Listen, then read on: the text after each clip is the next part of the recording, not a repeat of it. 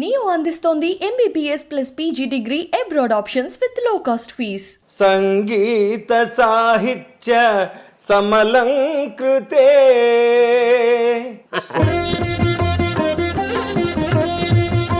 స్వాగతం. కానీ ఒక విషయం చెప్దాం అనుకుంటున్నా, సారు అలాంటివి వద్దురా, బాబాయ్ అని పిలుస్తా, అలాగే పిలువ, ఎందుకంటే చాలా ఆర్టిఫిషియల్గా అనిపిస్తుంది అలా అయితే. ఎందుకంటే లేకపోతే ఆ బీసుకుపోయి ఏదో ఇంటర్వ్యూ అదే అదే గంగ కరుణాంతరంగ దివి నుండి దిగి వచ్చెను పాపము కడుగంగ రంగని పాదాల కింద పుట్టిన ఆ గంగ లింగని తల మీది కెట్లు పారే విచిత్రంగా. ఈ ఐశ్వర్యం బులాలు భూములు కొంపలు అవి కావు. వాళ్ళకి లభించినంత ప్రాచుర్యం కానీ వాళ్ళకి లభించినంత హీరో వర్షిప్ ఇంకో రైటర్కి ఉన్నదంటే ఏదో కట్టగట్టుకుని కావాలని ఇక్కడ పుట్టినట్టే అలా అలా పుట్టారు. అంత మృదువుగా అంత సున్నితంగా ఉండే ఈ ధ్వని నేను వాయిస్తుంటే రంపంతో కోస్తే పుట్టు రాలుతున్నట్టుండేది. ఆటగదరా శివ ఆటగద కేశవ ఆటగదరా నీకు అమ్మతోడు. అమ్మతోడు అంటే ఏమిటి ఇక్కడ? నాటకం ఏంటి సబ్జెక్టు? ఇది ఎక్కువైపోయింది, ఇది మనమే రాసుకుందామని మొదలెట్టా. నాటిక ఇది.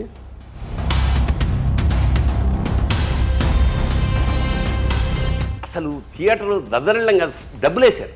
అవును, నాకు గుర్తు. రంగస్థలం మీద డబ్బులు వేశారు. కానీ ఇక్కడి నుంచి సినిమాల్లోకి రావడం అన్నదే విపరీతమైన ఆకలి. ఎట్లా ఇండస్ట్రీకి వెళ్ళాలి? ఇప్పటికీ మాట్లాడుకుంటారు తెలుసా, నా చెల్లికి పెళ్ళి కావాలి మళ్ళీ మళ్ళీ. అలా నీ స్వయంకృతాపరాధాల వల్ల నువ్వు కెరీర్లో మిస్ అయింది ఏదైనా ఉందా? తాలుగా లేదమ్మా, కంచంలో భోజనం పెట్టలేదు సార్, అది వెయిటింగ్ మీకోసం షాట్. ఆకలి, ఇరిటేషను. ఏమైనా ఎప్పుడు మేము 7 అంటే 7కు ఉంటాం కదా, అనకూడని మాటే అన్న. అతను హర్ట్ అయిపోయి అక్కడికి జపాన్కి వెళ్తేప్పుడు ఎలా ఉంటాడు, చిన్న నిక్కరు ఇదే కదా. నేను అలా రోడ్డు మీద నేను ఇలా వెళ్తుంటే ఎవడో చౌకీదార్ బాహుబలి అన్నాడు.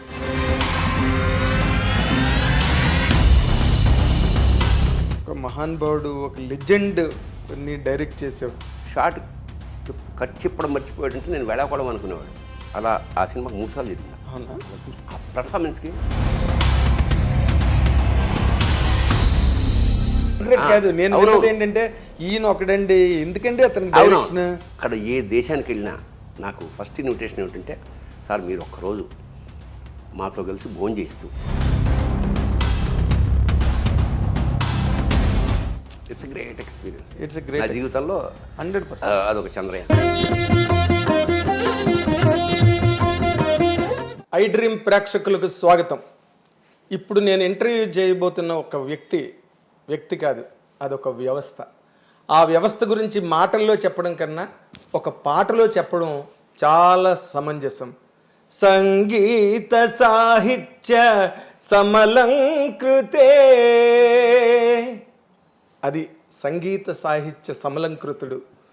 సినిమా ఇండస్ట్రీలో ఒక నటుడుగానే కాకుండా సమాజంలో జరిగే చోటు చేసుకునే ప్రతి పరిణామం పట్ల ఒక పౌరుడిగా స్పందించే ఒక గొప్ప లక్షణం ఉన్న ఆ నటుడు మరెవరో కాదు, మీరెంతో అత్యంత ప్రీమితంగా ప్రేమించే మన తనికెళ్ళ భరణి గారు.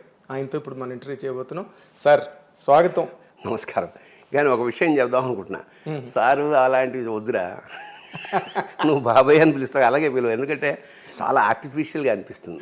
నేను కూడా అంటే ఇప్పుడు సోషల్ మీడియా ఎలా తయారైందంటే ఏం పర్లేదు, ఎందుకంటే నన్నే కదా అంటున్నది, నేనే కదా అని చేస్తాను. హాయిగా బాబాయ్ అని పిలువు, నేను ఒరే అంటాను, లేదా ఏమో నాగేంద్ర అంటాను, ఏమో వాటెవర్. అలా అయితే ఎందుకంటే లేకపోతే ఆ బీసుకుపోయి ఏదో ఇంటర్వ్యూ కోసం వద్దు. చాలా let it be very free, casual, చాలా క్యాజువల్. అయితే నేను ఇందాక ఇంట్రడక్షన్లో చెప్పినట్టుగా నీ దగ్గర ఉన్న మంచి లక్షణం నాకు బాగా నచ్చేది, ఎంతమందికో నచ్చేది. అదేంటంటే నీ సాహిత్యం కానీ, లేకపోతే కథలు కానీ, నాటికలు కానీ, లేకపోతే ఏదైనా కూడా సమాజానికి బాగా ప్రభావితమై రాసిన రచనలే అవన్నీ కూడా. ఎన్నో కవితలు కూడా నేను చదివిన వరకు. అయితే నేను ఎప్పుడు కూడా అంటే బికాస్ నిన్ను నాకు 1983 కుర్దా రోడ్లో కుక్కరుకు నాటికతో నువ్వు వచ్చినప్పుడు మేము నాగులు తిరిగే కోనలో నాటికతో ఎంఆర్ కాలేజీ నుంచి వచ్చాం, విజయనగరం ఎంఆర్ కాలేజీ నుంచి పరిషత్కి. అప్పుడు ఫస్ట్ టైం నేను చూడడం, మేమందరం పులకించిపోయాం కుక్కరుకు నాటిక చూసి. డైలాగ్ లేదు కదా అక్కడ, అంటే రెండే వేషాలు. తల్లవజ్జల సుందరం, నువ్వు దాంట్లో పెద్ద నేపథ్యం ఉంది, చెప్తా. సో అప్పటి నుంచి నీ ప్రయాణం, నాకు సినిమా ఇండస్ట్రీలోకి నువ్వు రావడం నాకు తెలుసు. కోడంబాకం బ్రిడ్జ్ దగ్గర కంచుకోవచ్చిన స్క్రిప్ట్ పట్టుకుని నిలబడ్డాం. నేను అడిగాను, సెటిల్ అయ్యావు బాబాయ్ అంటే, సెటిల్మెంట్ ఎవడుకుందిరా, రామజీరావుకి మాత్రం ఉందా సెటిల్మెంట్ అన్న నాతో. అలాగా నీ మలుపు ప్రతిదీ నేను ప్రత్యక్షంగా చూశాను. అండ్ పండించుకున్నావు కెరీర్ని. ఎలాగంటే ఊరికే నటుడుగా 4 వేషాలు వేసుకోవడం, 4 రాళ్ళు వెనక్కి వేసుకోవడం కాకుండా, దాంతోపాటు ఈ సాహిత్యాన్ని కూడా, నీ జీవితాన్ని ఒరుసుకుంటూ ఆ సాహిత్యం కూడా ప్రయాణం చేసింది. నువ్వు రాసిన నాటకాలే కాదు, ఆటగది రాసేవా కానీ, పరికిణి కానీ, నక్షత్ర దర్శనం కానీ, ఇవన్నీ అంటే నీ పేరున ఈ ప్రపంచంలో చిరస్థాయిగా ఉండిపోయే వర్క్స్ అవన్నీ కూడా. అసలు వాటన్నిటికీ బేసిక్ ప్రేరణ, ఎందుకంటే నువ్వు నటుడుగా బిజీగానే ఉన్నావు. బేసిక్గా మాది పండిత కుటుంబం. వంశంలోనే కొంచెం సరస్వతి కటాక్షం ఉంది. ఎందుకంటే మా ప్రపితామహులు జంట కవులు, తిరుపతి వెంకట కవుల్లో ఒకరైన దివాకర్ల తిరుపతి శాస్త్రి గారు మా ప్రపితామహులు.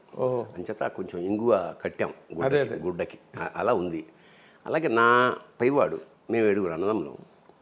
నా పైవాడు Suribabu Tanikella, is no more. వాడు అపారమైన మంచి సాహిత్యం, ఇంగ్లీషు తెలుగు సాహిత్యాలు. ఓకే, అంటే ఇంగ్లీష్ ఇలా పుస్తకం పట్టుకుని తెలుగులో ఈ కథని తెలుగులో డబ్బింగ్ చెప్పేసేవాడు అనమాట, తెలుగులో రాసుకునేలా అట్లాంటి వాడు.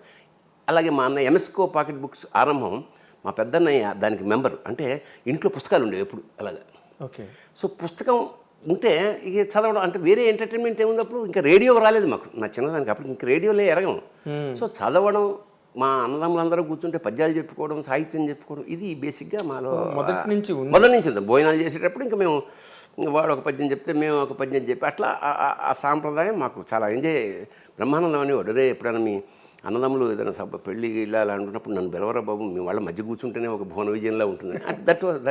That is true. అంత ఎంజాయ్ చేసేవాళ్ళం, సాహిత్యాన్ని ఎంజాయ్ చేసేవాళ్ళం మేము. అదే. సో అప్పుడు నా మధ్యతరగతి తనంలో అవి లేవు ఇవి లేవు అన్నింటినీ సాహిత్యం కప్పేసింది, మాకు తెలీదు.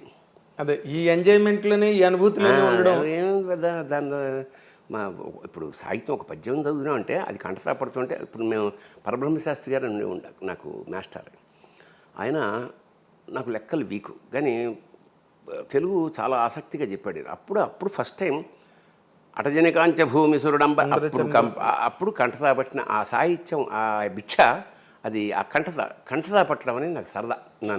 నేను పూత మెరంగులను మొత్తం తెలుగు సాహిత్యంలో అత్యంత అవన్నీ అది కంటతా పట్టాను. కవిత కూడా కంటపట్టాను. నా దాదాపు కాళహస్తీశ్వర శతకం మొత్తం కంటతా పట్టాను. కాళహస్తీశ్వర శతకం అలాగా మొత్తానికి అలా ప్రారంభమై ఇంట్లో ఉన్న సాహిత్యం అలా ఇంటర్మీడియట్ నుంచి అక్కడ కాంపిటీషన్, నాటకాల కాంపిటీషన్ జరుగుతోంది. అప్పటి వరకు నాకు నాటకాలు, హరికథలు ఇష్టం. హరికథ ఎందుకంటే నాకు హరికథ అంటే చాలా ఇష్టము, చాలా గౌరవం కూడా. ఎందుకు గౌరవం అంటే, ఒక వ్యక్తి అక్కడ కథ మొదలెట్టాక అది భారతమోనో రామాయణమోను, రామాయణం అనుకుందాం, ఆడే రాముడు, ఆయనే సీత, ఆయనే లక్ష్మణుడు, ఆయనే ఆంజనేయుడు, ఆయనే వాలి, ఆయనే జటాయు, ఆయనే రావణాసురుడు కూడా. ఒకటేగా, వన్ మ్యాన్ షో. పైగా భరతనాట్యంలాగా ఇక్కడ రాముడు వచ్చి అట్లా రాముడు, ఆ ట్రాన్స్ఫర్మేషన్, ఆ కళ్ళల్లో, ఆ ఆటలో, ఆ డాన్స్లో ఒక్క వ్యక్తి విశ్వరూపం ఏమన్నా చూపదలుచుకుంటే హరికథ నాకు తెలిసి. అందుకని నాకు ఆదిభట్ట నారాయణ దాస్ గారి పేరు తలుచుకుంటే అసలు పులకిస్తుందన్నమాట ఒళ్ళు. ఒక్క వ్యక్తి, అబ్బాయి ఎలా రసాప్లావిత కథ చెప్పేస్తున్నాం, మనం వెళ్ళిపోతున్నాం, అన్ని పాత్రలు చూసేస్తున్నాం, సినిమా అయిపోయింది, బాహుబలి చూసేసాం. తర్వాత పాపం మళ్ళీ మామూలు చిన్న హరికథ ఆ దక్షిణ ఆ తాపత్రయం. అంచేత నాకు హరికథ అంటే అపారమైన గౌరవం. That made me actor. ఆ నటన కానీ రచన కానీ ఏదైనా సరే దానికి బేస్ మాత్రం హరికథ. అక్కడి నుంచి మెల్లిగా ఇదైతే దాన్ని ఇమిటేట్ చేస్తుండే ఇంటికి వచ్చి ఓ బొట్టెట్టేసుకుని ఆ వావిలాకులు ఉండేవి అప్పట్లో మా రైల్వే క్వార్టర్స్లో. ఆ వావిలాకులు దండ వేసుకుని చిన్న లుంగి కట్టుకుని చెమట అని బొగ్గులు వేరడానికి చెమట ఇప్పుడు జనానికి తెలియదు ఇలా అంటే దానితో సౌండ్ వచ్చేది చక్ చక్. అవును. అతను ఏం చెప్పాడో దాన్ని ఇంకోలాగా మరి ఏం చెప్పాడో నాకు గుర్తులేదు. పిల్లలందరినీ పెట్టుకుని నేను హరిదాస్లాగా. సో అట్లా నటన సాహిత్యం అట్లా అబ్బింది నాకు. సరే అక్కడికి వచ్చి కాలేజీ రాగానే కాంపిటీషన్. అప్పట్లో కాలేజీ నాటకం అంటే జంజాల గారిది లేదా ఆది విష్ణు. కాకపోతే ఇద్దరు దాంట్లోనూ ఆడవేషాలని మాకంత స్తోమత లేదు మా టీంకి. అదే కొంచెం మధ్యతరగతి టీం అది. అదే మిగతా వాళ్ళందరికీ హీరోలు మ్యూజిక్ పెట్టుకునే. సో అప్పుడే మా నాన్న రిటైర్ అయ్యి మేము అద్దె ఇంట్లోంచి వచ్చాము. రైల్వే క్వార్టర్స్ లాంటి అపారమైన విశాలమైన సామ్రాజ్యం నుంచి మధ్యతరగతి దీంట్లోకి వచ్చాం. అద్దెంట్లోకి. అదేంటి నీళ్ళు ఎక్కువ పడుతున్నారు, గోడకు మేఘ కొట్టారు, లైట్ అప్పుడే, ఇవన్నీ కొత్తగా మాకు. అది కదా రైల్వే క్వార్టర్లో మీరే రాజులు మహారాజులు. ఇదేంటిది ఇవన్నీ అనుభవాలతో అద్దె కొంప అని నాటికి రాశాను. నేనే డైరెక్షన్, నేనే యాక్టర్. అది సంఘీ కాలేజ్ ఆఫ్ కామర్స్లో బీకాంలో నాటకం వేసేటప్పటికి మాకు ఉత్తమ ప్రదర్శన మాకు ఆ నీరాజనం అందరు చప్పట్లేరా ఆకలి కొన్న కళాజీ బచ్చ అంతే. ఇంకా అంతే. అక్కడి నుంచి మనం ఏదో ఇది కాదనమాట, మనలో ఇంకోటి ఏదో ఉంది అని ఇంకా వెతుకుతున్నాం. ఇంకా మనం అక్కడికే ఫస్ట్ టైం ఇంకా అందరం ఎవరైతే నాటకం వేసామో అందరం కూర్చుని నవీన కళామందిర్ అని ఒకటి స్టార్ట్ చేసి దీన్ని చీఫ్ గెస్ట్ అవని పిలుద్దాం అంటే ఆ పక్కనే దగ్గరలో రాళ్లపల్లి ఆర్వి నరసింహారావు గారు అని ఉండేవారు. ఆయన మా గురుగారు రాళ్లపల్లి వెంకట నరసింహారావు గారు. ఆయన దగ్గరికి వెళ్ళి రిక్వెస్ట్ చేసి ఇట్లా సరిగ్గా ఆయన పెళ్ళి 16 రోజులు పండగ కూడా అవ్వలేదు, దాదాపు 13 రోజులు 12 రోజులు అయిందంతే. ఆయన ఇంటికి మెట్లు ఎక్కుంటూ ఇలా చాలా పొడుగా మెట్లు ఉండేవాడు. ఒక వంట స్తంభంలా దాంట్లో వెళ్ళాం. ఇంకా అవికి ఇంకా పసుపు తాడు ఇంకా ఆ తిక్కుగా ఉంది. అయ్యా ఇట్లా మేము సమాజం వ్యవహరిస్తాం, మీరు వచ్చి అక్షింతలు ఆశీర్వదించాలి. సరే వచ్చి పరిచయం అయింది. ఏదో మా స్థాయికి బూంది చాయ్ తోటి నాటకం. ఇంకా మేము చిన్న స్కిట్స్ లాంటివి ఇప్పుడు వస్తున్నాయి టీవీల్లో, అలాంటి స్కిట్స్ తయారు చేసి జబర్దస్త్ స్కిట్స్. 8 నంబర్ గల్లీ మా సీతాఫలం మండికి వెళ్ళే దారిలో 8 నంబర్ గల్లీలో మా తొలి ప్రదర్శన జీవితంలో. మా అంతటా మేము రాసుకుని మేము మేకప్ వేసుకుని మేము చేసుకుని వెళ్ళేటప్పటికి అక్కడ వాడెవడైతే ఉంటాడో ఆర్గనైజర్ ఒక ఇంతలావు తెర కట్టేసాడు ముందు. ఇదేంటన్నాం అంటే మీరు వేస్తారు కదా, మేము వేయడం అంటే నాటకం అట్లా వేస్తే అది స్క్రీన్ కాదే, సినిమా కాదు, ఇది నాటకం అంటే ఏం చేయాలండి, తీసే బాబు అన్నాం. తీసేసాం. ఇంకా మేము మొదలెట్టాం. అంటే to be frank it is a slapstick comedy. అంటే మన చార్లీ చాప్లిన్ లాగా సెటిల్ కామెడీ కాదు, ఊర కామెడీ. అదే అరటిపండు తొక్కేసారు లాల్ అండ్ హాడీ యాక్చువల్గా. అసలు స్లాప్ స్టిక్ అంటేనే వాళ్ళు కర్ర ఇలా విరగ్గొట్టి వెదురుని ఇలా 4 ముక్కలు కొట్టేసి జోకర్లు పెట్టుకుంటారు. సరే అది ఇలా కొడితే చిల్క్ సౌండ్ ఎక్కువ, దెబ్బ తగలగానే sound. That is called slapstick. Cheap comedy. ఈ సర్కస్లో పిల్లల్ని ఎంటర్టైన్ చేయడానికి జోకర్లు ఊరికే కొట్టుకుంటూ ఉంటారు. అవును. ఆ స్లాప్ స్టిక్తో కొడుతుంటారు కదా, ఆ సౌండ్ ఎక్కువ. అంత చీప్గా మేము అంటే మాకు తెలిసిన ఓవర్ చేయడం కదా, అతి చేయడం అని విపరీతంగా నవ్వుతున్నారు పిల్లలు, చిన్న పిల్లలు, వాళ్ళు వీళ్ళు. కానీ కట్ చేస్తే ఆయన వచ్చాడు ఆర్గనైజర్. రైట్ మీరు ఆపండి ఒక నిమిషం అని స్టేజ్ మీదకి వచ్చి, ఏమా మజాక్ చేస్తున్నారా, అరే ఎంత కష్టపడి నాటకం ఆడుతుంది, నవ్వుతారేం ఏమరా, నోటి మీదలే ఏమి అది సూర్యండి సార్ అంటే మేము మేము వేస్తుందే వాళ్ళు ఎంటర్టైన్మెంట్ చేయాలి, వీడెవడరా బాబు అని. ఇట్లాంటి స్థాయి నుంచి ఇది చూశాడు మా గురువుగారు.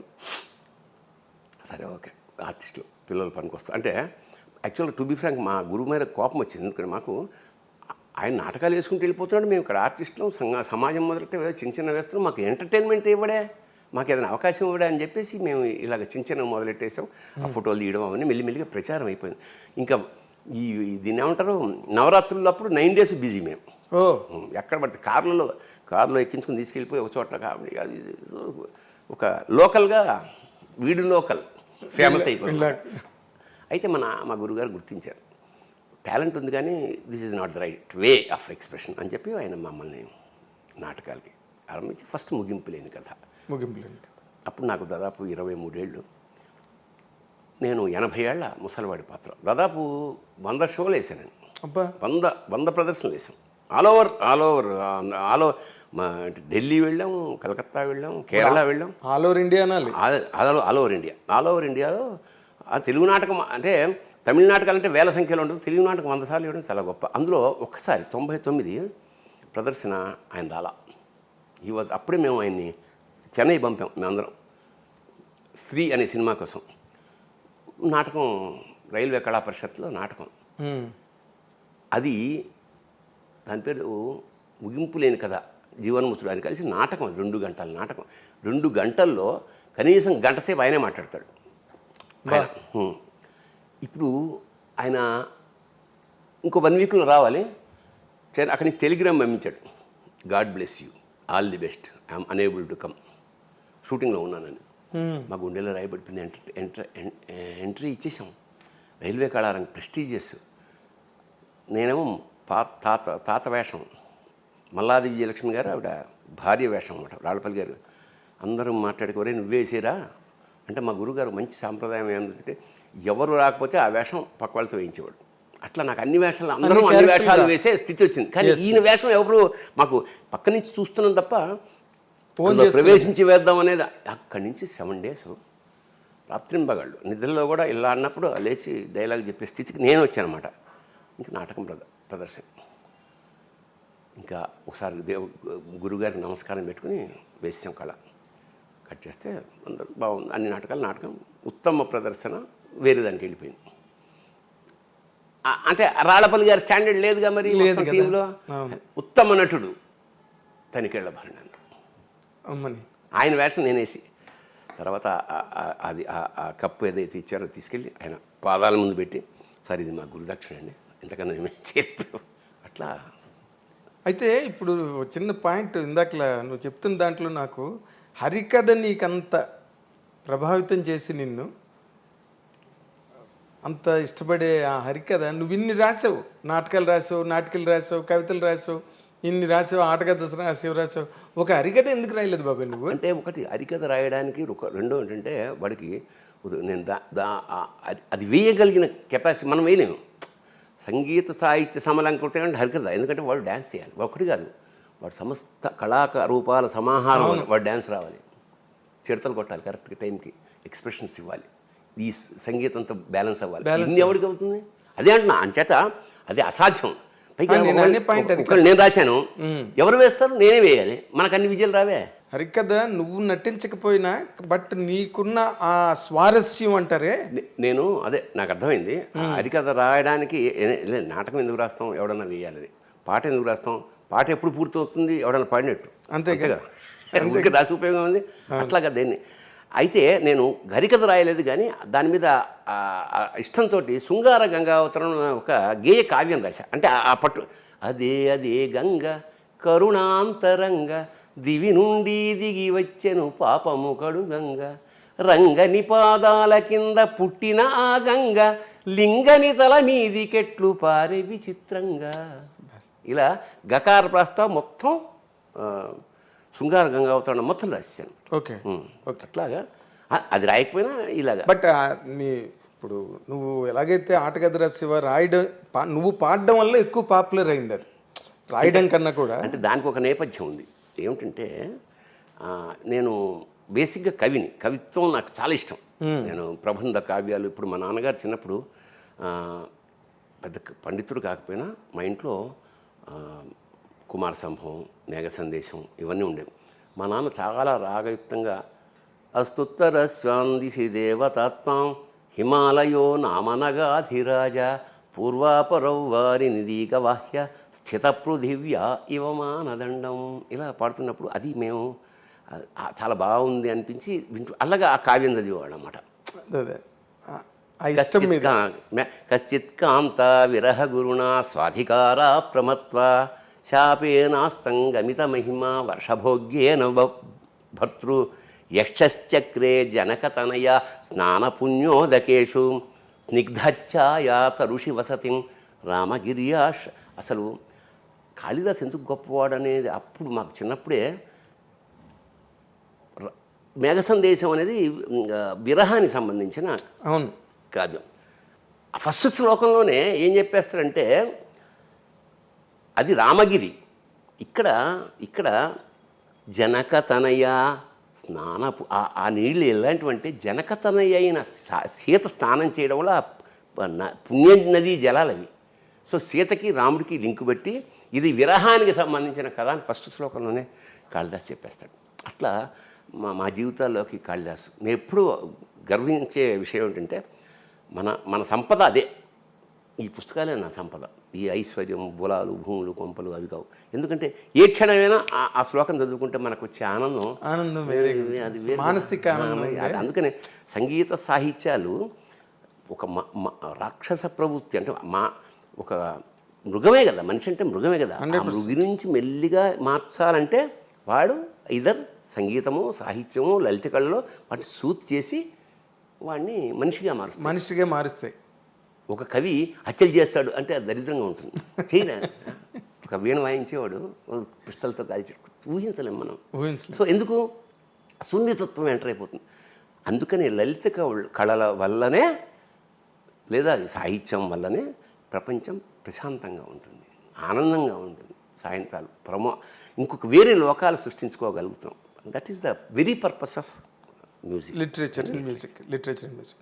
ఇప్పుడు నార్మల్గా అంటే నువ్వు చెప్పిన దాంట్లోని నువ్వు ఫాలో అయ్యే మెథడాలజీలో ఈ సమాజాన్ని బాగా ఇన్ఫ్లుయెన్స్ చేసిన కవులు ఆ తరంలో ఉంటే తర్వాత తరంలో ఒక వేమన గారు కానీ, ఒక గురజాడ గారు కానీ, తర్వాత శ్రీశ్రీ కానీ వాళ్ళకి లభించినంత ప్రాచుర్యం కానీ వాళ్ళకి లభించినంత హీరో వర్షిప్ ఇంకో రైటర్కి ఉన్నదంటే దురదృష్టం. తమాషా చూసా, ఇప్పుడు నువ్వు చెప్పిన పేర్లన్నీ ఒక పీరియడ్ వాళ్ళే వీళ్ళందరూ.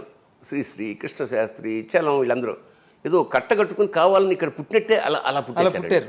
ఆ తర్వాత మళ్ళీ అంత గొప్పగా అనేది ఇంకా ఎక్కడ గురజాడ నాటకం అంటే గురజాడ దగ్గర అయిపోతుంది. అదే ఉంటుంది.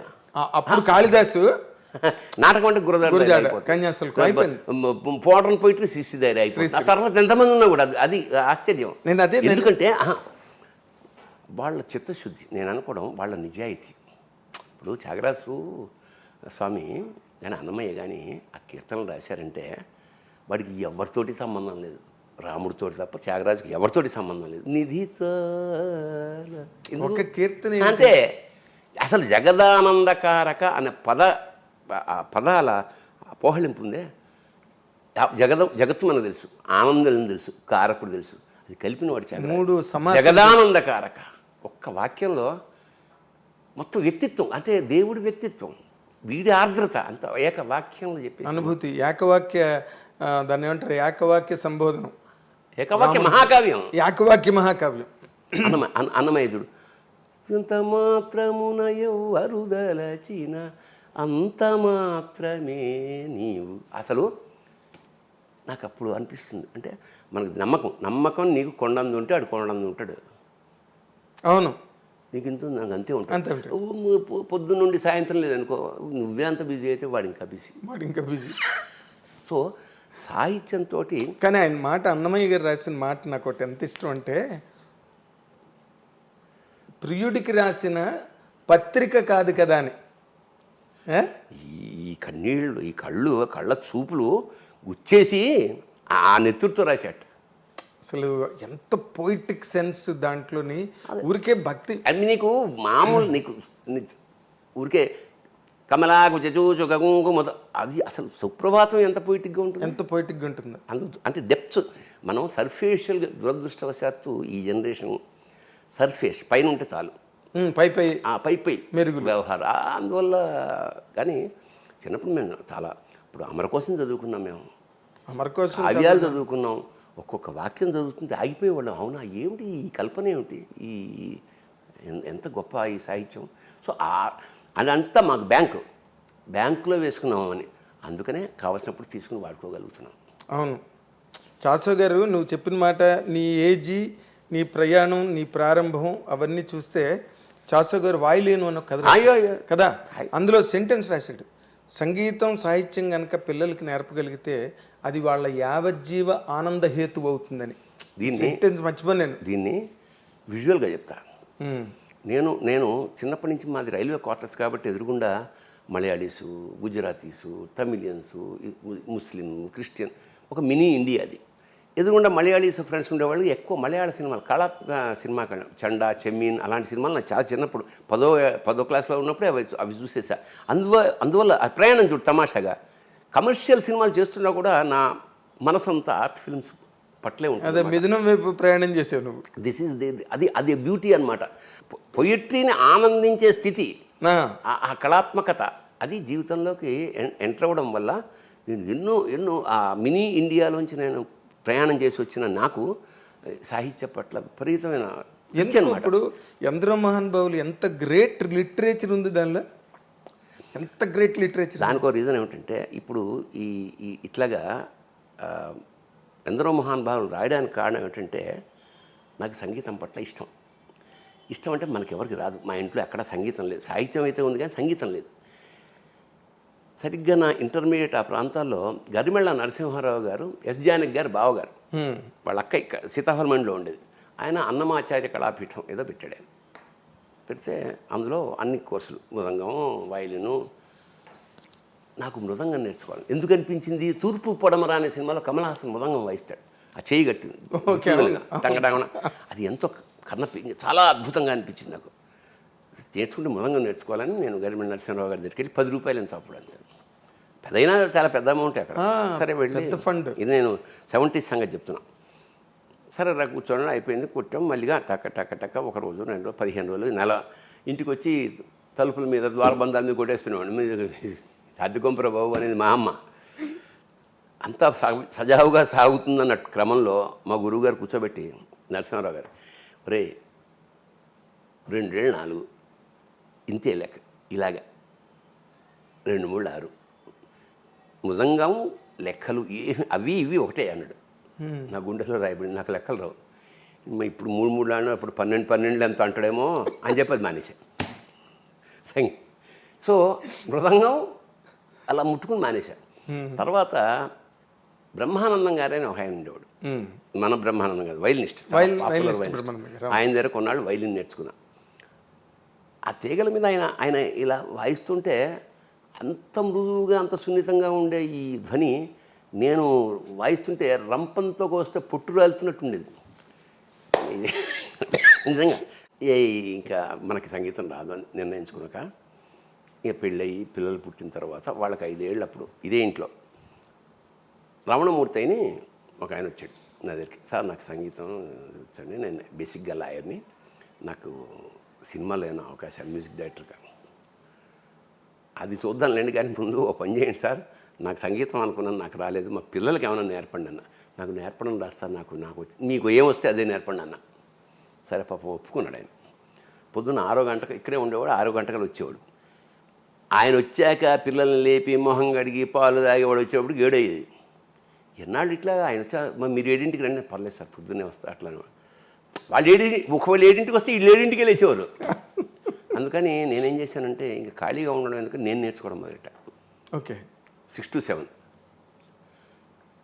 వాళ్ళకి రాలేదు, కానీ నాకు సంగీతం వచ్చింది. ఇది నేను ఇక్కడ కూర్చుని 6 గంటలకు మొదలెడితే, ఒకవేళ షూటింగ్ లేదనుకో, టిఫిన్ చేసి మళ్ళీ లంచ్, మధ్యమావతి రాగానే 7 గంటలు ప్రాక్టీస్ చేశాను. అబ్బా, మీ ఆటగది రహస్య మధ్యమావతి దానికోసమే. ఇది కార్యకారణ సంబంధం ఏంటంటే, ఈ రాగం వంట పట్టేసి అస్థిగతం అయిపోయింది అన్నమాట. అది వచ్చేసి ఒకరోజు సడన్గా ఈ మన శబరిమలై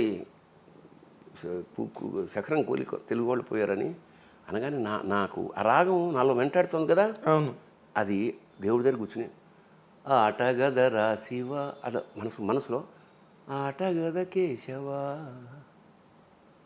అని వచ్చిన తర్వాత ఏమిటిది, క్రీడార్థం సృజసి ప్రపంచమఖిలం అన్నారు ఆదిశంకర్లు.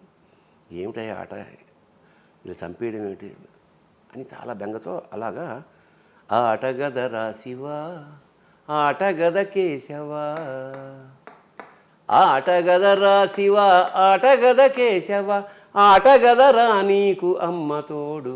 అమ్మతోడు అంటే ఏమిటి ఇక్కడ? శివశక్త్యాయుక్తో యది భవతి భక్త ప్రభావితం. అమ్మ శివుడు లేకుండా అమ్మవారు లేకపోతే అదే అమ్మతోడు అంటే అదే అమ్మతోడు కాదు, అమ్మతోడు. అమ్మతోడు ఆటగదరా శివ అదే అమ్మతోడు కూడా నీకు ఆటగద కేశవ ఆటగదరా శివ ఆటగద కేశవ ఆటగదరా నీకు అమ్మతోడు. ఆటగదరా శివ ఆటగద గణపతిని తిరిగి బతికించేవు కళ్ళు మూయుట మొదటి ఆట నీకు. మళ్ళీ ఆటగద మాయకే మాంగళ్యమును గట్టి కామదహనము సయ్యాట నీకు. ఆట బ్రహ్మకు సృష్టి అంతమే నీ దృష్టి విష్ణుమాయలు కూడా ఆట నీకు. ఆట చదువుల తల్లి ఆట బంగారు వల్లి ఆట చదువుల తల్లి ఆట బంగారు వల్లి ఆటగద శ్రీచక్ర సంచారిణి. ఆటగదరా శివా ఆటగద కేశవా. అదే రాగంలో ఒక 22 రోజులు జ్వరం. జ్వరం అంటే ఎక్కడ వచ్చినా అదే అదే అదే అదే ఫేవరెట్. రాత్రి పొద్దున్న నైట్ రాత్రి పక్కన ఇది పుస్తకం పెట్టుకుని పెన్ పెట్టుకుని పడుకునేవాడు అనమాట. ఓ రాత్రి వీళ్ళు వస్తే వేసేసి మావిడికి భయం వేసేసింది. వీడు పిచ్చెక్కింది. ఏమిటండి ఇలా పిచ్చెక్కినట్టు ఇలా అయిపోతున్నారు మీరు ఏదంటే, ఒకవేళ నిజంగా శివుడి పిచ్చి ఎక్కితే అంతకన్నా కావాల్సింది ఏమిటంటే, మొత్తానికి అది 125 రాక రాసి దాన్ని 108కి ఎడిట్ చేసి అదే కదా 108 చేసి వేటూరి సుందరరామూర్తి గారు తీసుకెళ్ళి చూస్తే పులకించిపోయినా చాలా చాలా చాలా బాగుంది ఆయన అని ముందు మాట రాశాడు. మాడుగుల నాగం శర్మ సంస్కృతంలో దానికి ముందు మాట రాశాడు. జొన్నవిత్తుల రామలింగేశ్వరరావు రాశాడు. అన్నయ్య సీతారామ శాస్త్రి ఒక పాట రాశాడు ముందు మాటగా ఒక పాటే రాశాడు. నాకు బాపు గారికి వినిపించా. పరమాద్భుతమైన బొమ్మేసి పంపాడు. అది అసలు నేను బాపు గారు ఎప్పుడు బొమ్మ వేసినా అలా అలా చాలా 1-2 గంటలు అంత చూస్తూ ఒక గంట తర్వాత మళ్ళీ ఫోన్ చేసి, సార్ మీరు ఆ కాలు ఇలా అన్నప్పుడు ఆ మువ్వలు ఆ గాలిలో తేలడం చాలా బాగున్నాయంటే, అవునా గమనించారా మీరు, బాగుంది అని. ఒక నెల తర్వాత నేను ఫస్ట్ వేసిన బొమ్మలో ఇలా తంతున్న బాలు కొంచెం దూరం అయిపోయిందండి భూమి. అంటే భూమిని బాల్తో ఆటగదరా శివ అనడానికి ఇలా గమ్మత్తింటే ఆటగదరా శివ ఆటగద కేశవ కాబట్టి శివుడికి పింఛం పెట్టాడు ఆయన. అవును, ఎస్ ఐ రిమెంబర్. పింఛం పెట్టి ఆ కాలుతో ఇలా తన్నినప్పుడు ఆ భూగోళం ఫుట్బాల్లో ఉండే భూగోళం కొంచెం దగ్గరేసి రెండో బొమ్మ పంపాడు నాకు. ఒక బొమ్మ వేయడమే గగనం, అలాంటి రెండో బొమ్మ కూడా వేసి నాకు. సో అక్కడి నుంచి మా వీణాపాణి అదే ఆల్రెడీ ట్యూన్ చేశాడు కదా, దీన్ని చూస్ చేసి లాస్ట్ క్లైమాక్స్ మాత్రం ఆటగదనాలోని ఆత్మలింగేశ్వర నిత్య రుధిరాభిషేకము నీకు. ఆటగదనాలోని ఆత్మలింగేశ్వర నేత్రములే నేతి దీపములు నీకు.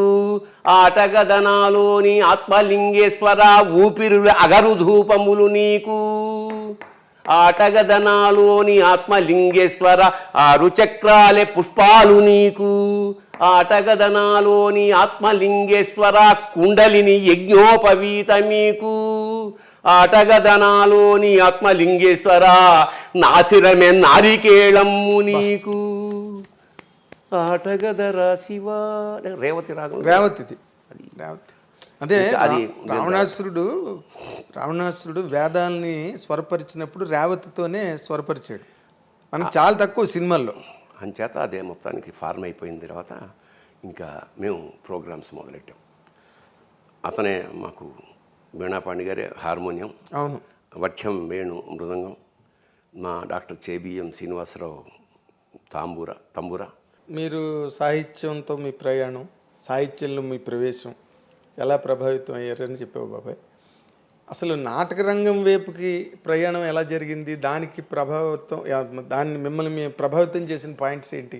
అదే అవసరార్థం అద్దెకొంప రాశాను, అది అయిపోయింది.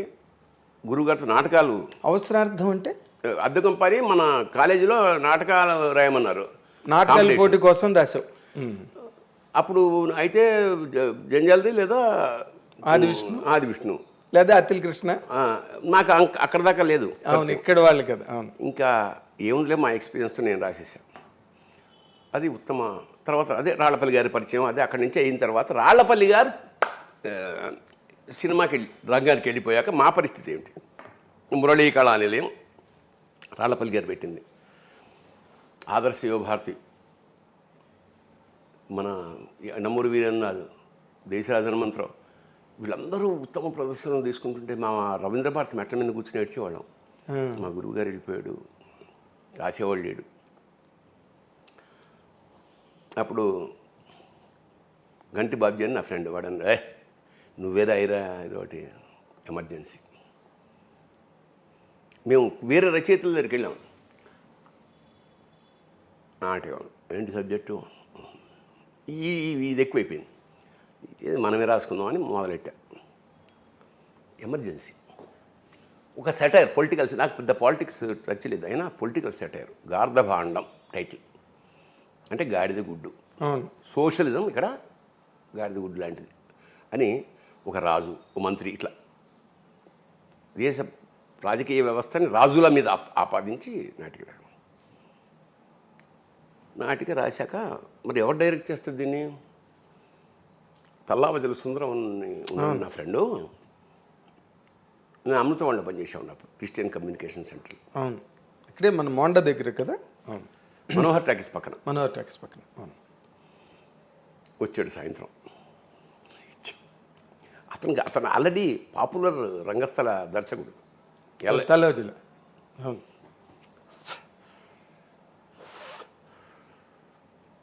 నాటిక ఇది. అవునా? ఇదేంట్రా బాబు ఇలా, ఇదేంట్రా అంటే 15 పేజీలు లేదు నాటికంటే అది రాయి మళ్ళా. అమ్మా వాడు కూడా ఇదేంట్రా అంటే సరే మొత్తానికి మళ్ళా రిహార్సల్స్. ఒక అందరూ బ్లాక్ డ్రెస్సే, అంటే దాని అన్ని ఇప్పుడు జనరల్గా కలర్స్ ఎలా ఉంటాయి? విలన్కి నలుపు, హీరోకి తెలుపు, విప్లవుడికి ఎరుపు, ఏమేం లేవు. అందరికీ నల్ల డ్రెస్సే డిజైన్ చేసాం. ఎందుకంటే సువర్ణాక్షర లిఖిత గత చరిత్రకి భావి ఉషస్సుకి మధ్య వర్తమానపు అంధకారమే గార్ధబాండం. అంధకారం కదా. నల్లటి సూర్యుడు ఆ దేశంలో అన్నీ నల్లగానే ఉంటాయి. అది నాటకం ఫస్ట్ ప్రదర్శన. నేను అమత్యుడు, విలన్. ఖమ్మంబాడి సుబ్రహ్మణ్యం రాజు, సుందరం మేధావి. మేకప్ జరుగుతోంది. దేశరాజన్ మంత్రం మంచి డైరెక్టర్ గారు, మంచి మేకప్ మ్యాన్ కూడా ఆయన. ఓకే. సో మేకప్ వేస్తున్నాడు. మా నాటకం మొదలైంది. అసలు ఓపెనింగ్ షాటే అక్కడ కింద అందరు కూర్చున్నాగా సెటిల్ అవ్వగానే కర్టెన్ ఇలా ఓపెన్ అవుతుంది కదా. ఆల్రెడీ అక్కడ జెండా మంది మయమే, ఒక్కరు ఏముండవు అక్కడ కూర్చొని జనగణమన అంటే ఆడియన్స్ అందరూ లేచి, సగం మంది లేచి కింద. అసలు అర్థం కాలే వాళ్ళకి. జనగణమనకి లేవాలి, ఇది నాటకంలో జనగణమన, దానికి ఏమైనా ఫంక్షన్ జనగణ, ఏం అర్థం కాదు. ఆడియన్స్ ఇలా లేచి కింద కూర్చొని చేసి మొత్తానికి గొల్లుమని నవ్వుకుని ఆపా జెండా అని.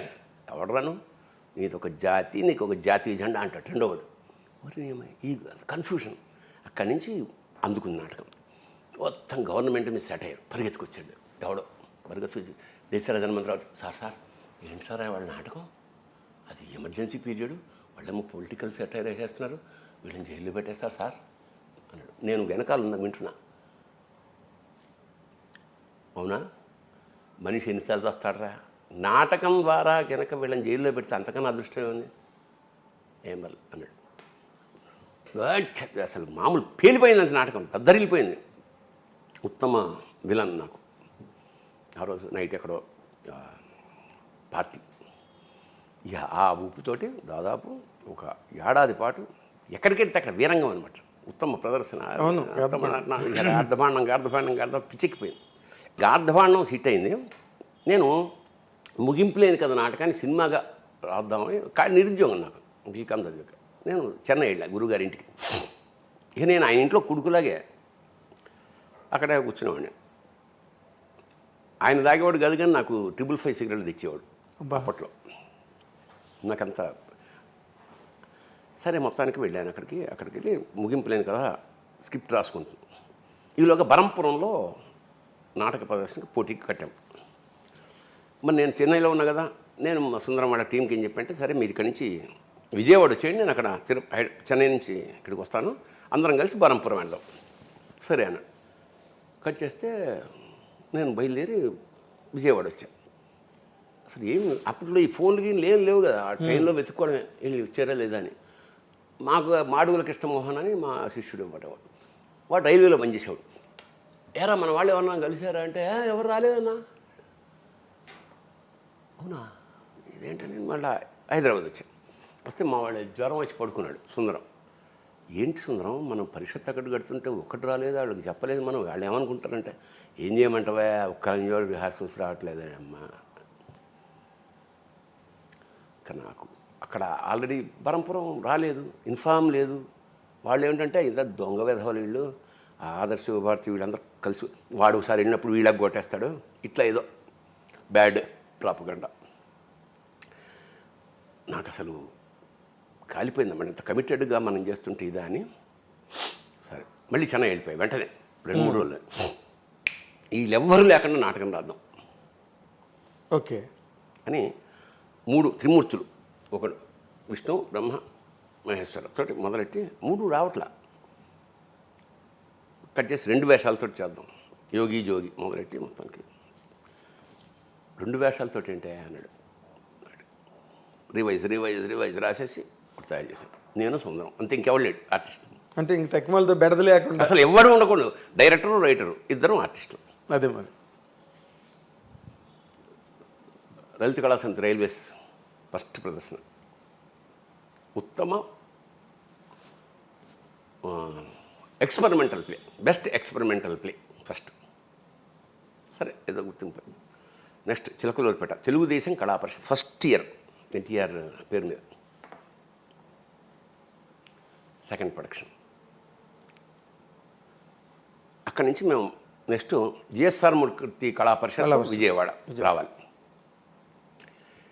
నేను ఆలోచిస్తున్నా, ఏమిటిది ఇట్లాగా ఫస్ట్ టైం ఇది వచ్చింది, 2 సెకండ్ వచ్చింది, ఫస్ట్ రావాలంటే ఏం చేయాలి.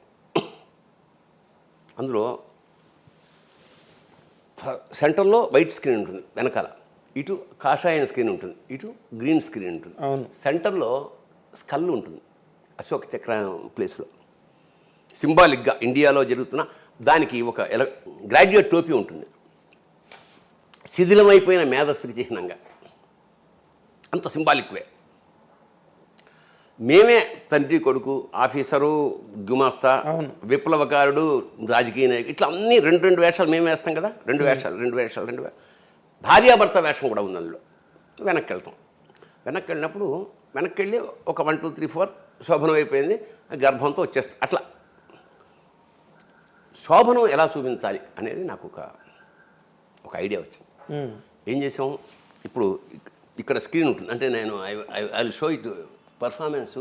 ఒక్క నిమిషం, ఇది స్క్రీన్, ఇది స్క్రీన్ అన్నప్పుడు దీని వెనకాల ఇటు వచ్చేసాక అబ్బాయి నేను ఇలా బయలుదేరా, నా చెయ్యి, అమ్మాయి ఇలా బయలుదేరి ఇలా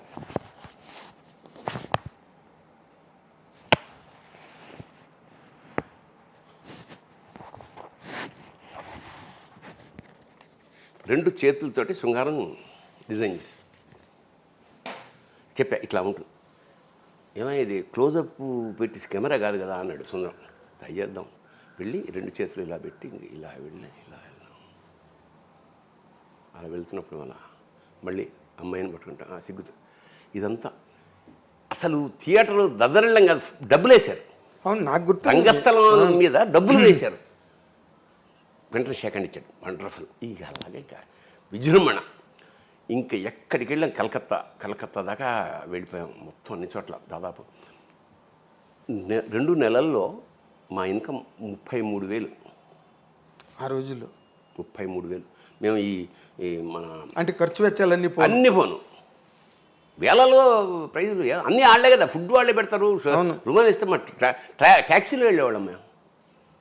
ఒక మధ్యతరగతి లోయర్ మిడిల్ క్లాస్ నాటకం నుంచి సూపర్ హిట్ మేము పెడితే చాలామంది స్కూళ్ళకి ఇస్తారు కదా, స్కూళ్ళలో ఇచ్చేవారు కదా, మాకు పక్కకి పిలిచి మీకు లాడ్జ్లో బుక్ చేసాం సార్. సక్సెస్. స్టార్స్ అయిపోయారు మీరు. ఎంత స్టార్డమ్ అంటే నాకు బాగా మన చీరాల పరిషత్లో మాది 4వ నాటిక. కందిమళ్ళ కమలనాభుడు జడ్జి. ఆయన వచ్చి, భరణి మీరు 3వ నాటకం కనుక మీరు వేస్తే బళ్ళు కట్టుకొచ్చారు అందరూ, ఊళ్ళ నుంచి అందరూ వెళ్ళిపోతారు. మీది 6వ నాటిక, పొద్దున్న 4ంటికి వస్తుంది మీకు, నా రూమ్లో పడుకోండి అంటే మేము వెళ్ళి 3:30 లేచి స్నానాలు చేసి ఫ్రెష్గా 4:30కి ఎక్కి 5:30 దాకా ఉత్తమ ప్రదర్శన. కలకత్తా మేము వెళ్ళాం. కలకత్తా తెలుగు ఆంధ్ర మహాసభ లాస్ట్ అది అయ్యాక మేము రావాలి. జలగ నాటకం, ఫక్తు కమ్యూనిస్టు ఎర్ర రంగు నాటకం, మొత్తం రెడ్ లైట్లతో అసలు బీభత్సంగా ఆడిస్తున్నారు. జనం ఉత్కంఠ, తప్పట్లో ఏళ్ళు. మేము డల్ అయిపోయాం. మనీ అమ్మ ఇదేంట్రా బాబు, మొత్తం ఏళ్ళు అసలు. మా నాటకం ఆ నాటకం తర్వాత ఇంకో నాటకం, ఆ తర్వాత మా నాటకం లాస్ట్ది. మేము అందుకని పైగా మాకు గడ్డం లాల్చలేదు, ఏం లేదు. సరే నాటకం అయిపోయింది. డైరెక్టర్ బయటకు వచ్చాడు. మొత్తం జనం మూగిపోతున్నారు వాడి చుట్టూ. సార్ ఏంటి సార్ ఇది, ఏంటి సార్ అంటే బెట్టోను జాయబ్ సేనా అని నృత్యరత్నావళి మిక్స్ చేశాను అని అంటున్నాడు. అప్పుడు నేను పీజీ డిప్లొమా చదువుతున్నాం. మాకు తెలుసు ఏమిటో బెట్రోల్ బట్ ఎవరో, ఎలినేషన్ థియరీ ఏమిటో. నృత్యరత్నావళి కాదు, నృత్యరత్నావళి జాయబ్ సేనా అని, ఎగ్జాక్ట్లీ అవి మాకు తెలుసు. ఎప్పుడైతే నృత్యరత్నావళి అన్నాడో దొరికాడు మాకు.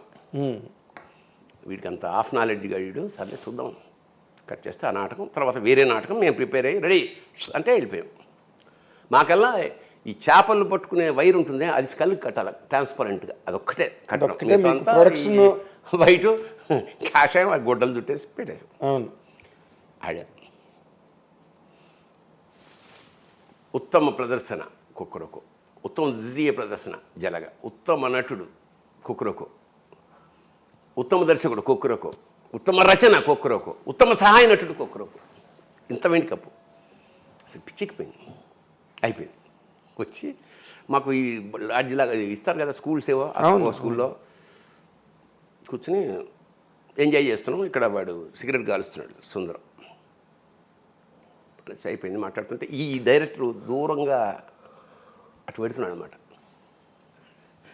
వీడు సమ్ముడు ఒక్క నిమిషం అన్నాడు. అప్పుడు ముందంతా మమ్మల్ని చాలా నా కొడుకులు అన్నట్టు చూశాడు కదా. వాడు ఆ రావడాన్ని నేను అబ్స్ట్రాక్ట్గా ఊహించుకుంటే ముక్కలుగా తెగిపోయి వచ్చి ఇక్కడికి వచ్చాడనమాట. ఎస్ బ్రదర్ అగ్గిపెట్టి ఉందా అని అడిగాడు. లేదు నాకు అలవాట్లేదు సార్. నేను వద్దు సుందు వద్దు ఏమన్నా అంటున్నాను నేను. వాడు ఏమనలే, అగ్గిపెట్టి ఉందా అన్నాడు. మళ్ళీ ముక్కలన్నీ అతుక్కుంటూ వాడు వెళ్ళిపోయాడు. అట్లా ఒక సంచలనం. ఇక ఇక్కడికి రాగానే మా వాళ్ళందరూ ఏడుపు. మీరే వెళ్తున్నారు, మీరే కొడుతున్నారు, మరి ఏం చేయండి రా, మీరేమో పరిస్థితి లేదు ఈసారి 11 మందిని పెట్టి గోగ్రహణం, హిమబిందు. ఇంకా అక్కడ చిన్న విషయం. ఇంకా ఎక్కడికి వెళ్ళినా అసలు రేంజ్ వేరే. చెన్నమల్లేశ్వర అమలాపురం పరిషత్. ఇప్పుడు అది కూడా ఎప్పుడు సెకండ్ ప్రైజే వస్తుంది. 4-5 ప్రదర్శనలు వేసిన. భోజనం చేస్తున్నాను, అందులో డైలాగ్ అంటే అమ్మ మమ్మల్ని క్షమించు. చివరికి ఆ అమ్మాయి హింస పెడుతుంటే ఆ గోగ్రహణం అనే పేరు ఏమిటంటే ఒక స్త్రీ యొక్క మొత్తం పరిణామక్రమం అదే. లాస్ట్కి సూత్రుడు అంటాడు, అమ్మ మమ్మల్ని క్షమించు తల్లి, మీకు ఏమాత్రం చేయుతున్న మా జాతి నపుంసకత్వాన్ని క్షమించు, ఇట్లా ఏదో డైలాగు. భోజనం చేస్తున్నప్పుడు టక్కన ఒకటి వెలిగింది. ఇప్పుడు దాకా క్షమించి అంటున్నాం కదా, క్షమించకు అంటే ఎట్లా ఉంటుంది అని ఎర్ర శాలువ తీసి గో మీద వేసి, అమ్మ మమ్మల్ని క్షమించకు, నీకేమాత్రం చేయూతనివ్వలేని మా జాతి నపుంసకత్వాన్ని క్షమించకు క్షమించు అని ముందు ఉండేది, క్షమించకు అనగానే అసలు అయ్యగిరి నందిని అది చింపేస్తా. ఉత్తమ ప్రదర్శన, ఉత్తమ నటి అది హిమబిందు. ఎందుకంటే అప్పటికి వైజాగ్ విజయలక్ష్మి నాటకాల వరకు సావిత్రి. అవును, రైనింగ్ సుప్రీం ఆవిడ. అసలు ఆవిడ వస్తే మిగతా వాళ్ళందరూ డైలాగ్ కూడా అంత అద్భుతంగా చెప్తుంది ఆవిడ. విజయలక్ష్మి మీద ఉత్తమ ప్రదర్శన, హిమబిందు బెస్ట్ యాక్ట్రెస్. అసలు దానికి జ్వరం, ఏడుపులు 104 వచ్చేసింది ఇంకా ఆ ప్రైజ్ అందుకున్నాక. అంటే అసలు చంద్రయాన్ అంతే. అదే ఆ రంగంలో ఉన్న వాళ్ళకి ఆ వాల్యూ తెలుస్తుంది. విజయలక్ష్మి మీద కొట్టేశారు అనేటప్పటికి ఇది అవుట్. అట్లా అట్లా ఒక ఒక ఒక సామ్రాజ్యం. ఎక్స్పెరిమెంటల్ థియేటర్లో మీరు ఆ రోజున పేపర్లోనే మీ గురించి రాస్తున్నారు. ఇప్పుడు అంటే ఇప్పుడులాగా మనకి టెలివిజన్ మీడియా గట్ట ఆ రోజు లేవు కాబట్టి సరిపోయింది. కానీ ఇక్కడి నుంచి సినిమాల్లోకి రావడం అన్నదే బేసిక్గా. నేను రాసిన చల్చల్వరం కామెడీ నాటకం చూసి ఓ ప్రొడ్యూసర్ దావరాజు హనుమంతరావు గారు నన్ను కంచుగా వచ్చిన సినిమాకి తీసుకెళ్ళాడు. ఆ టైంలోనే మనం కోడంబంగ బ్రిడ్జ్ దగ్గర ఒకసారి కలిసాం. సరే, ఇంత చేస్తే కంచుగా వచ్చామంటే ఎంటర్ ది డ్రాగన్. ఈ ఎంటర్ ది డైలాగ్ ఏమే ఉంటాయి సార్, కొట్టుకోవడమే కదా అన్న. లేదని సంవత్సరం అది నాకు పైగా నచ్చలా. హిపోక్రసీ, ఈ మాటలు దండం పెడతాను వచ్చేసా. అవును, ఇక్కడ మీరు యథేచ్ఛగా స్వేచ్ఛా ప్రపంచంలో మీకు కావాల్సింది మీరు రాసుకుని, పైగా ఇక్కడేం కోట్లు పట్ల 5,000 అందులో 3 కొట్టాడు. ఇంకెందుకు అక్కడ వచ్చేసా. మళ్ళా నేను పట్నం పిల్ల పల్లెటూరు చిన్నవాడు మౌళి గారి సినిమా మళ్ళీ వెళ్ళా. మళ్ళా వచ్చేసా. మళ్ళీ వెళ్ళినప్పుడు వంశీ గారిని పరిచయం చేశాడు రాళ్ళపల్లి గారు. అక్కడ ఎట్లా అంటే ఆయన ఇక్కడ ప్రసాద్ ల్యాబ్ వాళ్ళ ఇంటి పక్కన శాలిగ్రామంలో ఉంటే మా ప్రసాద్ ల్యాబ్కి వెళ్ళి ఇలా కిటికీ ఓపెన్ చేస్తే చిన్న మూవీయోలా అని ఉండేవి కదా అప్పట్లో. అవును, గోపమ్మ చేతిలో గోరు ముద్ద వస్తుంది చూసాం. బయటకు వచ్చి టీ తాగుతూ మా శిష్యుడు వంశీ రైటర్ అలాగా అని మాట్లాడాక, ఏమంటే నెక్స్ట్ సినిమాకి నేను దీనికి నెక్స్ట్ సినిమా ఒకటి అనుకుంటున్నా, అందులో కొన్ని సీన్లు మీరు రాసి అని కథ చెప్పాడు. ఇట్లా ఉంటుంది, కామెడీగా రాయాలి మీరు, నేను ఇక్కడే ఉంటాను 1 వీక్ వరకు, మీరు ఎప్పుడైనా రావచ్చు అని చెప్పి పంపించాడు. మనకి విపరీతమైన ఆకలి. ఎట్లా ఇండస్ట్రీకి వెళ్ళాలి, ఊరికి ఆషామాషిగా రాలేదు కదా, మనకి ఇంకేం రావిదే. అంతే, పొద్దున 11 గంటలకు వెళ్ళిన నేను సాయంత్రం కల్లా 7 సీన్లు రాసి తీసుకొచ్చేసాడు. ఆయన టైంకి బయటకు వచ్చే టైంకి నేను రెడీగా ఉన్నాను. ఏమన్నా డౌట్స్ అన్నాడు. లేదు సార్ రాసేసారా అప్పుడే అయితే విపరీతంగా నవ్వాడు. నాకు దొరికేశాడు రైటర్, నెక్స్ట్ సినిమా మీరే అన్నాడు. అది లేడీస్ టైలర్. ఇంకా వెనక్కి చూసుకోలేదు. లేడీస్ టైలర్ తర్వాత మళ్ళీ మీ ట్రావెల్ వంశీ కనకమహాలక్ష్మి రికార్డింగ్. కనకమహాలక్ష్మి అని ఒక 6 సినిమా.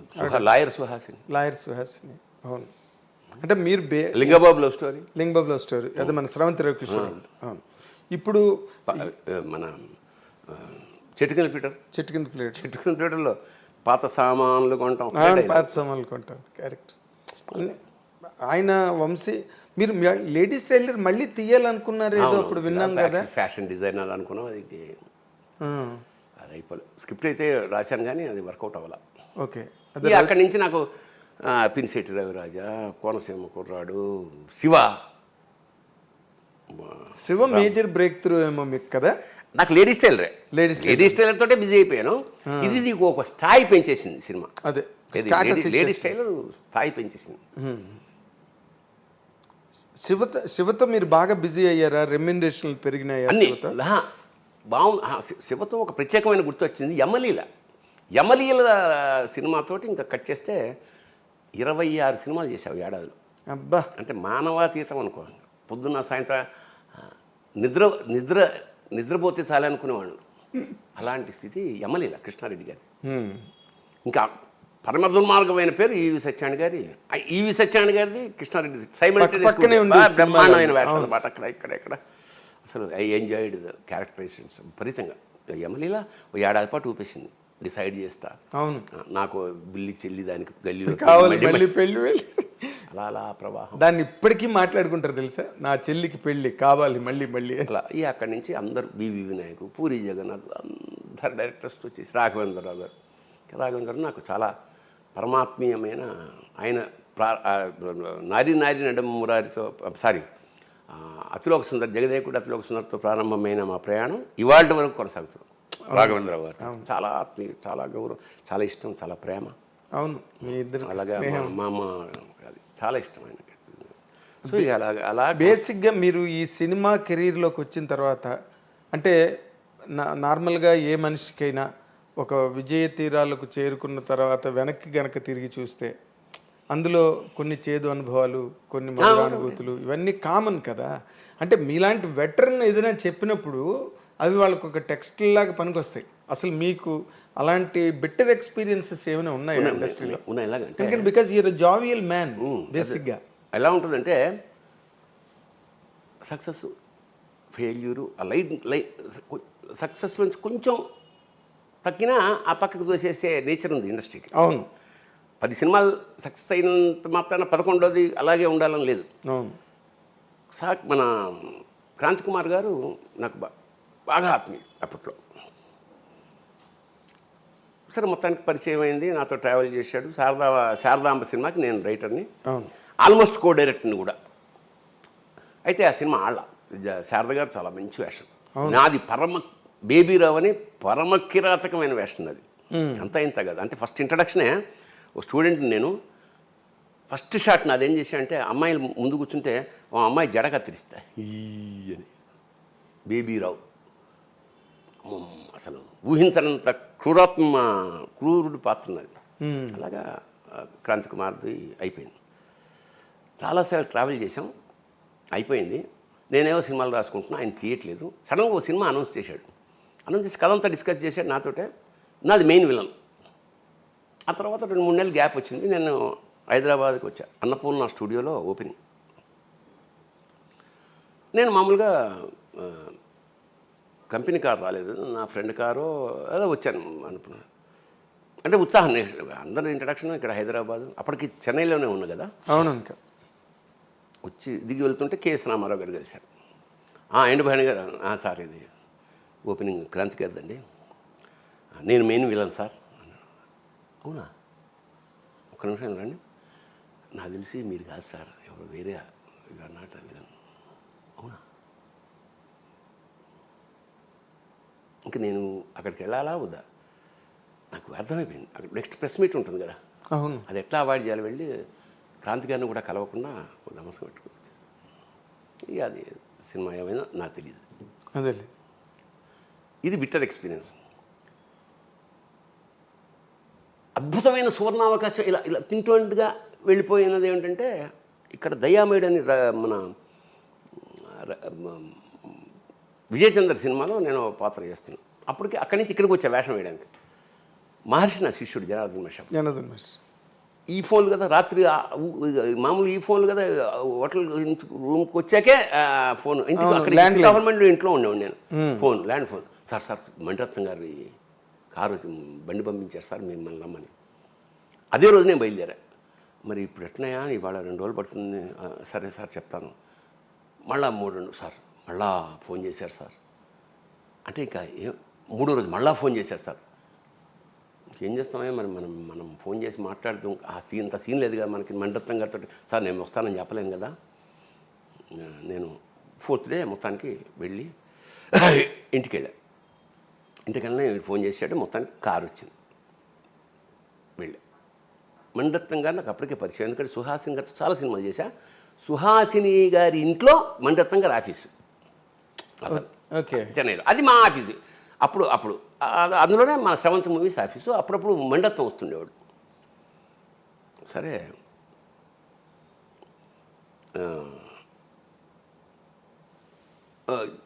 వచ్చింది కదా, ఆఫీస్కి పిలిచారు.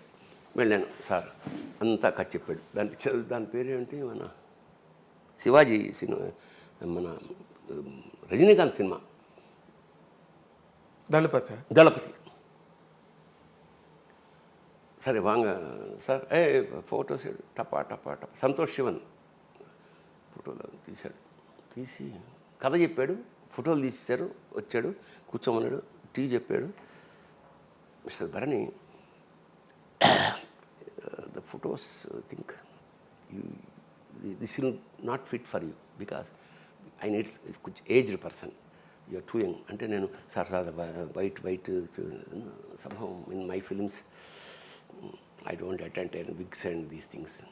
Anyhow will meet next time. నేను మణిరత్నం సినిమా పోగొట్టుకోవడమా, వీడేమో 3 రోజుల నుంచి టెన్షన్ పెట్టేస్తున్నాడు. అసలు చాలా చాలా ఆ బాధ చాలా కాలం బాధపడ్డా. అయిపోయిందా?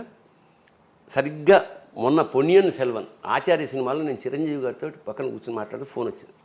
Phone is from Mani Ratnam's office. నేను అసలు అన్నేళ్ళు మళ్ళీ ఏమన్నా తీర చూస్తే mister Bharani I'm doing Ponniyin Selvan, you have to write Telugu dialogues for those. Sir touch పోవచ్చు sir, shall I write 4-5 scenes and send you? ఎన్నా సార్ ఎన్నా పేసురుంగే, ఏంటది వచ్చేయండి అన్నాడు. కట్ చేస్తే వెళ్ళా. 2 రోజుల తర్వాత నేను జనార్దన్ మహర్షి, మా శిష్యుడు శివ సినిమా చూపించారు ఆఫీస్లోనే. స్క్రిప్ట్ ఇచ్చారు, రాయమన్నాడు. ఎందుకు నన్ను పెట్టుకున్నా అంటే అది మరీ మోడర్న్ భాష ఉండకూడదు, మరీ ప్రాతకాలపు ప్రాచీన వయా మీడియాగా ఉండాలి. సో మొత్తానికి 1 నెల కష్టపడి 2 versions రాసి జయరామ్కి నేనే డబ్బింగ్ చెప్పి అట్లా. అంటే ఆ పోగొట్టుకున్న ఏదైతే సంపద అనుకున్నానో అప్పుడు వేషం పోయింది. అది ఎవరు వేశారు అనుకుంటున్నా, అమరీష్పూర్ వేసాడు ఆ వేషం. అబ్బా, హీ సూటబుల్. నిజానికి సినిమా చూసినప్పుడు అది కరెక్ట్ అనిపిస్తుంది, అంటే క్యాలిక్యులేషన్. అప్పుడు నేనేదో అమాయకంగా నా వేషం పోయింది, కానీ వేసినవాడు మహానుభావుడు, గొప్ప వేషం, స్టాండర్డ్, మన పిల్లగాళ్ళ ఉండేవాడిని. అది కుదరదు. ఇది ఆ తృప్తి నాకు, ఏమిటంటే ఆ బాధ ఏదో ఉందో దీంతో ఆవేదన తీరిపోయింది. చక్కగా మంచి అమౌంట్ ఇచ్చారు, చక్కగా రాశాను, మంచి పేరు వచ్చింది. రివ్యూలో అమ్మా ఎంత తెలుగుదనం ఉంది స్క్రిప్ట్లో అని అన్న ఫీలింగ్. నేను అప్పుడు ఫోన్ చేసినప్పుడు కూడా నువ్వు నాకు చెప్పావు, పొన్నియిన్ సెల్వన్ వర్క్లో ఉన్నాను. జయరామ్కి నేను స్క్రిప్ట్ డబ్బింగ్ చెప్పాను. ఎంత ఎంజాయ్ చేశానంటే అతను వేషం. అది చదువుతున్నప్పుడు సార్ మన ఇతను బాగా చెప్తున్నాడు అని కూడా ఎడిటర్ అనగానే, అయితే ఇతనితో చెప్పిద్దాం అమ్మా అని నాతో చెప్పించేసాడు అనమాట. నేను ఆ సినిమా చూసి డబ్బింగ్ చెప్పాక నెక్స్ట్ డే మేము ధమాకాలో నేను అతను విలను, నేను హీరో ఫాదర్, అతను విలను జయరామ్. అసలు రూపురేఖ విలాసం అన్నీ మారిపోయినాయి. గడ్డం టఫ్గా ఉన్నాడు, అందులో లూజ్ బాడీ, ఒక వైష్ణవ బ్రాహ్మడి వేషం, ఇక్కడేమో విలను. నేను ఎంత ఇంప్రెస్ అయ్యానంటే, జయరామ్ సార్ ఎక్కడున్నాడంటే క్యారవాన్లో మేకప్ చేసుకుంటాను. నేను వెళ్ళి కాళ్ళ మీద పడిపోయా. అప్పుడు నేను సెలవులో ఏంటి సార్ ఆ వేషం, దాని నుంచి నేను డబ్బింగ్ చెప్పాను. Sir thank you. నేనన్నా ఈసారి నేషనల్ అవార్డు ఖచ్చితంగా మీ వేషానికి వస్తుంది. So that was a great experience. అదే ఇన్ని సినిమాలు ఇంత కెరీర్లో నీకు అవే మాత్రమే గుర్తున్నాయంటే అవి ఎంత ఇంపాక్ట్ క్రియేట్ చేసి ఉంటాయి కదా నీ మీద. వ్యక్తి మణిరత్నం అనేవాడు ఒక మేరు శిఖరం సినిమాల్లో సంబంధించి. అంత రేట్ చేస్తావు బాబాయ్ నువ్వు మణిరత్నం? ఎందుకంటే అన్ని మూసకొట్టుడు సినిమాల్లోంచి గీతాంజలి, ఒక అంజలి, అవన్నీ చూసుకుంటూ ఒక నాయగన్ అమ్మని ఇదేంటి మాఫియాని కూడా అంత సాఫ్ట్, అసలు సాధ్యం కదా. అంటే ఇప్పుడు గాడ్ ఫాదరే అందరూ తీసిన సినిమానే, అందరూ చూసిన సినిమానే ఎలా చేశాడు అంటే, అతను ఏమిటంటే ఈ ఆర్టిస్టిక్ కమర్షియల్ బెండ్ ఉంటుందే, అది దట్ ఈస్ ద క్వాలిటీ. ఇప్పుడు మన వాళ్ళు కూడా వచ్చేసారు, ఇప్పుడు ఆ లైన్లో మన వాళ్ళు అందరూ వచ్చేసారు. బట్ అప్పుడు సంగతి చెప్తున్నాను, అప్పుడు మిస్ అయిన మణిరత్నాన్ని మళ్ళీ నేను.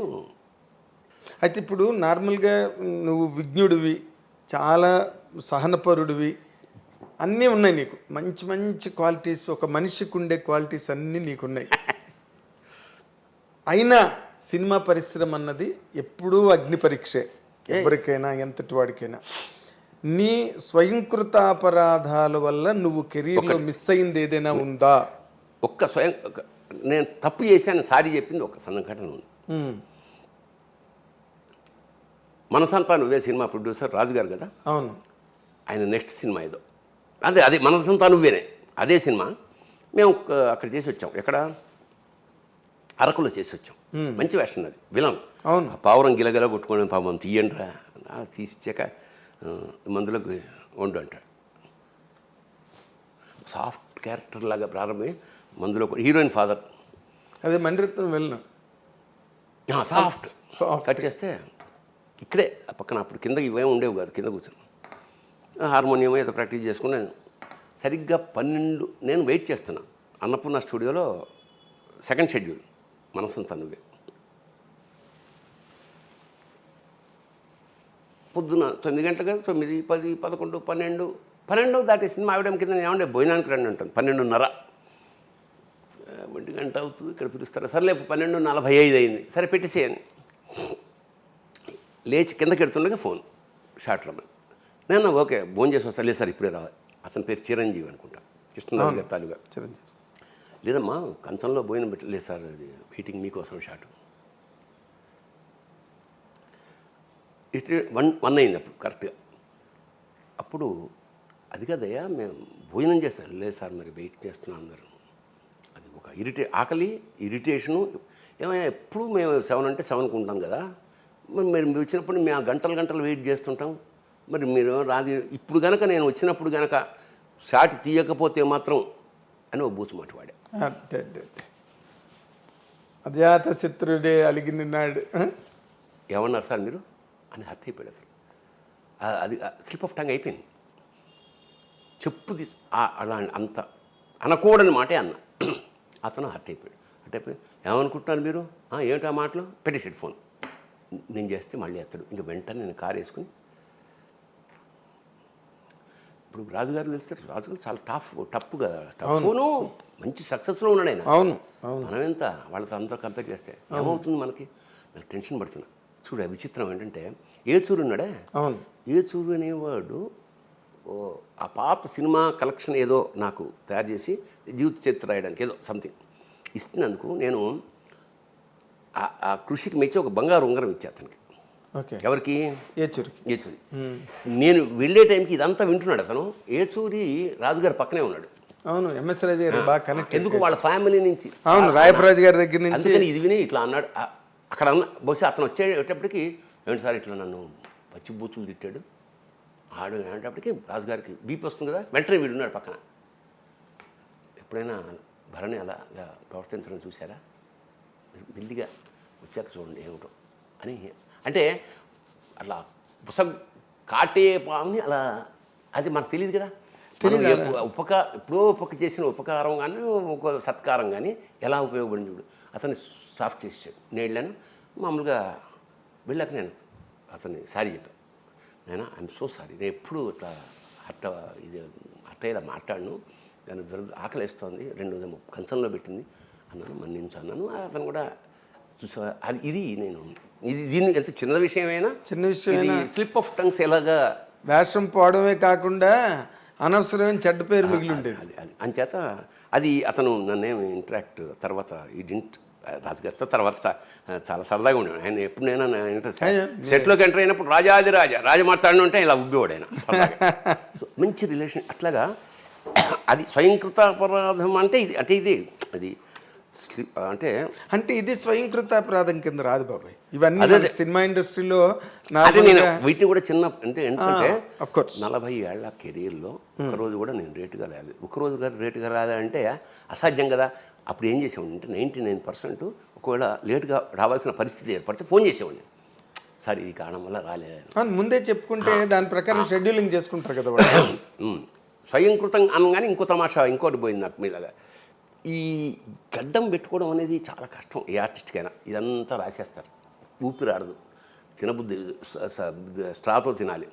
రామ్ గోపాల వర్మ సర్కార్, నాకు రామ్ గోపాల వర్మ సర్కార్లో వేషం ఉంది పంపించి ఒక అమ్మాయి ఫోన్ చేసింది, బియర్డ్ ఉంటుందా అని అడిగా. అవును సార్, వాడి పేరు చంద్రస్వామి ఆల్రెడీ ఈ గడ్డం ఉంది, లైట్గా ఉంది, పెట్టేటట్టయితే కష్టం నేను అన్నా. లేదు సార్ నేను అడుగుతానే వర్మని అడిగాడు. లేదు గడ్డం పెట్టాలి అన్నాడు. అయితే నేను చెయ్యనన్నా. కట్ చేస్తే జీవా చేసాడు ఆ వేషం.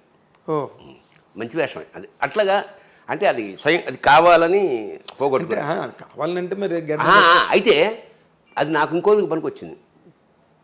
అవును ఆర్టిస్ట్వి నువ్వు పెట్టుకుంటావు గడ్డం, ఒక గంట, ఏం జన్మంతా ఉండదు కదా, ఓ మంచి అవకాశం పోగొట్టుకున్నావు కదా. ఇప్పుడు అమితాబ్ బచ్చన్ ఇక్కడ రామ్ గోపాల్ వర్మ, నాకు అమితాబ్ బచ్చన్ పక్కన వేషం పోయింది కదా లైఫ్లో. ఇంకా మనం అది అసాధ్యం కదా, అది అసాధ్యం.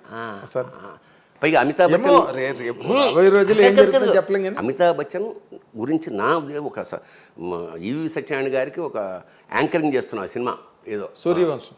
ఆ సూర్యవంశం. అప్పుడు అమితాబ్ బచ్చన్ గారు వస్తే అమితాబ్ బచ్చన్ గారి గురించి ఏదైనా చెప్పాలని, అమితాబ్ జీ आप जब खड़े होते కుతుబ్ మినార్ లగ్తే, జब బయటే అవుతే తాజ్మహల్ లగ్తే అన్న. నిలబడితే నువ్వు కుతుబ్ మినార్వి, కూర్చుంటే తాజ్మహల్. అట్లా అది అట్లా అంటే అవకాశం పోయింది కదా అని అది మన స్వామి. అయితే దీనివల్ల నాకు జరిగిన మేలు చెప్తా. లేదు మనం వేషం వేయాల్సిందే, గడ్డమైనా సరే అని నిర్ణయించుకుని కట్ చేస్తే బాహుబలిలో మళ్ళీ వేషం వచ్చింది. సేమ్ వెళ్ళా కేరళ, అప్పుడు ఇలాగే పెంచుకుని వెళ్ళా. నా ఉద్దేశం అంటే ఇది చూసి చాలా అంటే జనరల్గా ఏం వేషమో తెలియదుగా వెళ్ళాను.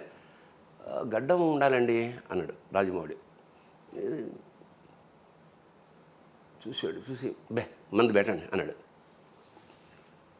మళ్ళీ పోతుందిరా వేషం, నోరు మూసుకో అని కట్ చేస్తే ఇంత పెట్టారు. నేనెవరో తెలియకుండా. బట్ అది గొప్ప వేషం. ఇంట్రడక్షన్లో జటాకట హుసిరు ఆపు అనేసి ఆ ముఖ్యంగా కొన్ని బిట్లు శంఖం విచిత్రం ఏంటంటే జపాన్ వెళ్ళాను నేను ఒకసారి. ఈ ఇంత గడ్డం శంఖం ఇది కదా, అక్కడికి జపాన్కి వెళ్ళేటప్పుడు ఎలా ఉంటాడు, చిన్న నిక్కరు ఇదే కదా. నేను అలా రోడ్డు మీద నేను ఇలా వెళ్తుంటే ఎవడో చౌకీదార్ బాహుబలి అన్నాడు. ఏంట్రా ఇక్కడ కూడా గుర్తుపడ, అంత ప్రతిష్ట అంటే ఏదో మంత్రస్థానాన్ని ఒప్పుకున్నాం అని సామెత ఉన్నట్టు మనం వేషం వేసినప్పుడు ఏమన్నా పెడతారు. ఎందుకంటే నాకు ఇంకొక మన ఎవరతను అతిలోక సుందరిలో అమరీష్ పురి అనగా ఇలా గుండు మీద ఎండాకాలం అలా ఉన్నట్టు చెమట్లు ఓడిపోతున్నాయి. నేను తెలుగు అంత ముక్కలు చేసేది అది నేను రాసి పెడుతుండేవాడిని. దాన్ని బలికి సిద్ధ అంతకన్నా చెప్పలేడు అలా. అందుకని ముక్కలు గ్యాప్లు ఉంటే కానీ దాన్ని బలికి సిద్ధం చేయండి అవన్నీ నేను రాసేవాడిని. అంటే తెలుగునే. ఓ రోజు అన్న సార్ తక్లీఫ్ హో రాక్యా, ఈ ఇబ్బందిగా ఉందా ఇదని. సినిమా కా షోక్ హేనా సహనా పడతాయి నిభానా పడతాయి. చిన్న ముక్కే కానీ గొప్ప విషయం అది. ఎంత మాట మరి నువ్వు సినిమాలు చేస్తున్నప్పుడు అక్కడ ఏమైతే చెయ్యి అంతే, ఇంకా డిస్కషన్ లేదు. అదే బి రామన్ ఇన్ వైల్యూర్ కాదు, ఇక్కడ అది అవసరం. ఎంత మిస్ అయిపోయింది ప్రొఫెషన్ కదా. సో అది గనక యాక్సెప్ట్ చేసి రాము కోసం ఇది ఎగ్గొట్టేవాడేమో, ఏదో పోయింది. అవును కదా. అట్లా తర్వాత ఎవరు పబ్లిక్ ఫిగర్స్గా మీరు మారిన తర్వాత మీ మీద బోల్డ్ ఎనాలిసిస్లు వస్తాయి, మీ ప్రొఫెషన్ మీద బోల్డ్ ఎనాలిసిస్లు వస్తాయి, క్రిటిక్స్, గొడవ, గందరగోళం. ఇళ్లలో కూర్చున్న మామూలు సాదాసీదా మనుషులు కూడా తనికెళ్ళి బరిని బాగానే చేస్తాడు కనరా, బట్ ఎక్కువ రెగ్యులర్గా సినిమాల్లో ఉండే ఏదో వాళ్ళ వ్యాఖ్యానం వాళ్ళది ఏదో ఉంటుంది. ఇప్పుడు నీ కెరీర్ని నువ్వుగా జిడ్డి చేసుకుంటే సక్సెస్ పర్సంటేజ్ ఎంత, ఫెయిల్యూర్ పర్సంటేజ్ ఎంత బాబాయ్? నేను చాలా చిత్తశుద్ధితో, అంటే నా సినిమా ఫెయిల్ అయ్యొచ్చు కానీ నా వేషం ఎప్పుడు ఫెయిల్ అవ్వాలి. నేను ఏది చేసినా నా సిన్స్ 25 ఈ సినిమా అమ్మాయి ఏంట్రా లోపలికి ముందు ఒప్పుకునే ముందే ఆలోచించుకోవాలి తప్ప లోపలికి వెళ్ళాక నేను ఫస్ట్ స్క్రిప్ట్ చూస్తా. నేనేమన్నా సహాయం చేయగలను యాజ్ రైటర్, అవసరమైతే చేస్తా. ఆ సినిమా ఏం బాగు అంటే ప్రొడ్యూసర్ అన్నదాత నాకు, ఆయన ఎప్పుడూ రేటే ఆర్థిక. ఇప్పుడు మన అహో బ్రహ్మ ఓహో శిష్య అనే సినిమా, తను ఎవరు ఆ డైరెక్టర్ గారి పేరు శివాజీ రాజా. మేము సినిమా అనుకున్నాం, ఆయన పోస్ట్ పోన్ 15 రోజులు అయింది. మేమిద్దరం సింగపూర్ ఫస్ట్ టైం విదేశాలు వెళ్ళాం, అదే కారణం. 15 రోజులు తర్వాత చేశా. ఆయన నాకు ఒక 60,000 ఎంతో బ్యాలెన్స్ వైట్ అండ్ వైట్ వేసేవాడు. పాపం అతను డబ్బింగ్ ఆర్థికంగా కొంచెం కష్టాల్లో ఉన్నాడు, డబ్బింగ్ ఇచ్చే పరిస్థితి లేడు. అప్పుడు మనం అప్కమింగ్ సరే నాకు అర్థమైపోయింది. నేను ఫోన్ చేశాను గోపాలకృష్ణ గారు, నేను డబ్బింగ్ చెప్పేస్తాను సార్, ఎప్పుడు వస్తారు సార్, కారు కూడా పంపించలేని స్థితి. నేను ఆటోలో వెళ్ళిపోయా, మొత్తం డబ్బింగ్ చెప్పేశాను. సార్ మీకు ఎప్పుడు వస్తే అప్పుడు ఉన్నాను. ఆ తర్వాత నాకు తెలిసింది ఎప్పుడైనా కనపడ్డా సరే కృతజ్ఞత భారంతో అలా ఉంగిపోతుండేవాడు. సార్ చిన్న విషయం సార్, మీకు అతను ఇవ్వలేకపోయాడు, తిరువీధి గోపాలకృష్ణ అతను ఇవ్వలేకపోయడం విషయం పక్కన పెడితే ఆ కృతజ్ఞత మాత్రం అతను జీవితాంతం ప్రకటించాడు. ఎక్కడ వెళ్ళినా సరే అది పెద్ద విషయం కూడా కాదు అప్పుడు. కానీ అతనికి ఎక్కువ కదా, నేను డబ్బింగ్ చెప్పను డబ్బులు ఇస్తేనే కానీ అదొక నరకం అయిపోయింది కదా తనకి. ఇట్లా చాలా జరుగుతాయిలే. తర్వాత నీకు నచ్చకుండా నువ్వు చేసిన క్యారెక్టర్ కానీ అంటే లోపలికి వెళ్ళాక తిట్టుకుని సరే ఒప్పుకున్నాం కదా. అది వైట్లసి కాదు, చౌదరి పిఎస్ చౌదరి, వైవిఎస్ చౌదరి సినిమాకి నేను ఆలి అంట. వెళ్ళే వరకు తెలియదుగా, చిన్న వేషం, ఒక అన్న గెస్ట్ వేషం గురుగారు అంటే కొద్దిగా వేషం అమ్మ నాకు వాడు వేసాడేమో ఇంతకుముందు నాకు ఆలీ వేసి ఉన్నాడేమో. నేను ఫస్ట్ టైం అబ్బా నాకు అసలు ఈ బాడీ షేమింగు, ఈ ట్రాన్స్జెండర్ అంటే నాకు చాలా ఇబ్బంది. ఇది ఎందుకయ్యా అంటే లేదు సార్ ఒక్క సీనే పెద్ద ఒక బిట్టు ఇంత చేస్తే ఒక బిట్టు ఇద్దరు దొంగ మీద కూర్చొని ఏదో మొత్తానికి ఏం కామెడీ వెళ్ళిందో నా శార్థం ఏం తెలియదు. కానీ ఒక ఆవిడే మహా అయితే ఆవిడే అయిపోయింది. బుట్టు జడలు లిప్స్టిక్లు గొడవ వికిలిగా ఉంది. సరే మొత్తానికి అయిపోయింది, వచ్చేసాం. అదే నా జీవితంలో ఇంకా ఫోన్లు అడుక్కు తింటున్నావా, ఆ వేషం వేయకపోతే వేయాలా, ఎంత కక్కుర్తా. ఒకటి కాదు, అప్రిషియేషన్స్ ఎన్ని వచ్చినా ఈ బూతులు తిట్టారు నన్ను. ఐ కాంట్ సే, ఎందుకంటే కమిట్ సినిమా లోపలికి వెళ్ళే ముందే రిజెక్షన్ ఏమైనా చేస్తే చేయాలి తప్ప ఒక్కసారి సెట్లోకి అడుగు పెట్టాక నో డిస్కషన్. వాడు ఏం చెప్తే వచ్చా అదే వాళ్ళు అంటే ముందే తెలియదు కదా మాకు. ఇప్పుడు ఎట్లా వచ్చిందంటే మనకున్న స్నేహానికైతేనే చనువుకి ఏదో రాగానే బాస్ ఏదో వచ్చేయండి, మీరు బెటర్మెంట్ చేయండి ఇలా అంటారు తప్ప ఈ వేషం ఊహించంగా. అవును అవును. ఇప్పుడు మిథునంకి ఇప్పుడు మీరు డైరెక్టర్గా స్టేజ్ మీద ప్రయోక్త, మీరు రంగస్థల ప్రయోక్త, లేదా తల్లవజ్జల సుందరం గారి ప్రయోక్త అయితే మీరు నటుడు, ఏదో మొత్తానికి ఆ దాంట్లో మీకైతే ప్రవేశం అయితే ఉంది రంగస్థలం కాలం నుంచి. కానీ మిథునం మీద ఎందుకు మీరు ల్యాండ్ అయ్యారు, అటువంటి కథ ఎందుకు తీసుకున్నారు, దానివల్ల మీకు ఏం లబ్ధి చేకూరింది చెప్పండి కెరీర్కి. చెప్తా. ఈ సినిమా ఎక్స్పెరిమెంట్స్ చేయడం నాటకాల్లో అయితే సినిమాలు నాకు ఇష్టం. మనం అనుకున్నంత మనం పీజీ డిప్లొమా థియేటర్ ఆర్ట్స్ చేసాం, అందులో సరీలజాలు అవన్నీ ఉన్నాయి, ఎక్కడ సినిమాల్లో కనపడవే, సింబాలికంగా చేయడం ఏమేమి ఉండవే ఎంతసేపు అని నాకు ఒక దుగ్ధం ఉండి, మనకి ఎలాగ సినిమాలు ఎవరు ఇవ్వడు కాబట్టి షార్ట్ ఫిల్మ్స్ చేద్దాం మన పురుషం నా ప్రొడక్షన్ అని నేనే వికల్ప అనే సంస్థ పెట్టి మా తమ్ముడు ప్రొడ్యూసర్గా ఫస్ట్ సిరా ఇంక్, అది 1,00,000 అనుకుంటే 3 లక్షలు అయింది. అలా ఉంటుందన్నమాట. అంటే మనం 30 లక్షలు పెడితే 1 కోటి రూపాయలు అయ్యేదన్నమాట. అంతే, మనకు లెక్కలు లేవు. ఆ సినిమా ఇంటర్నేషనల్ అవార్డ్స్ రావడం చాలా ఒక విధంగా first surrealistic cinema in India. Telugu కాదు, ఇండియా. రెండోది నాకు గుర్తుంది, ఎవరో మన నో స్మోకింగ్ అనే ఒక సినిమా ఉంటుంది, అందులో చివరికి ఇలా అంటే వాడికి వేళ్ళు ఉండవు, సంథింగ్ లేదు. చాలా అవార్డ్స్ వచ్చాయి కొత్తగా, చాలా ఆశ్చర్యపోయే ఒక విధమైన ఒక కుదుపు ఇంటర్నేషనల్ అవార్డ్స్ వచ్చాయి. నేను 2008లో ముంబై ఫిల్మ్ ఫెస్టివల్కి వెళ్ళా. నాది ఉంది అందులో short film, best debut director ₹1,00,000, Nandita Das award, పెద్ద పెద్ద మహానుభావులు ఆర్ట్ చోట్ల. అది ఉత్సాహం ఇచ్చేసి నెక్స్ట్ బ్లూ క్రాస్ అని ఒక దానికి ప్రొడ్యూసర్ రాఘవేంద్రరావు గారు, ఆయన బాగుంది, ఆయన ఉదయం ఒక షార్ట్ ఫిల్మ్. మూడోది 1 మినిట్ సినిమా ఒకటి చేశా, ద లాస్ట్ ఫార్మర్.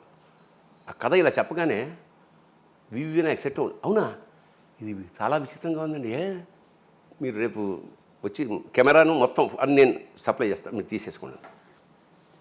1 మినిట్ తర్వాత కీ అని, దానికి వినాయక్ ప్రొడ్యూసర్.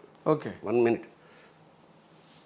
నెక్స్ట్ మన జయలలిత హీరోయిన్, మన జయలలిత ఉందిగా, ఆవిడ కీ అని షార్ట్ ఫిల్మ్, ఆవిడ ప్రొడ్యూసర్.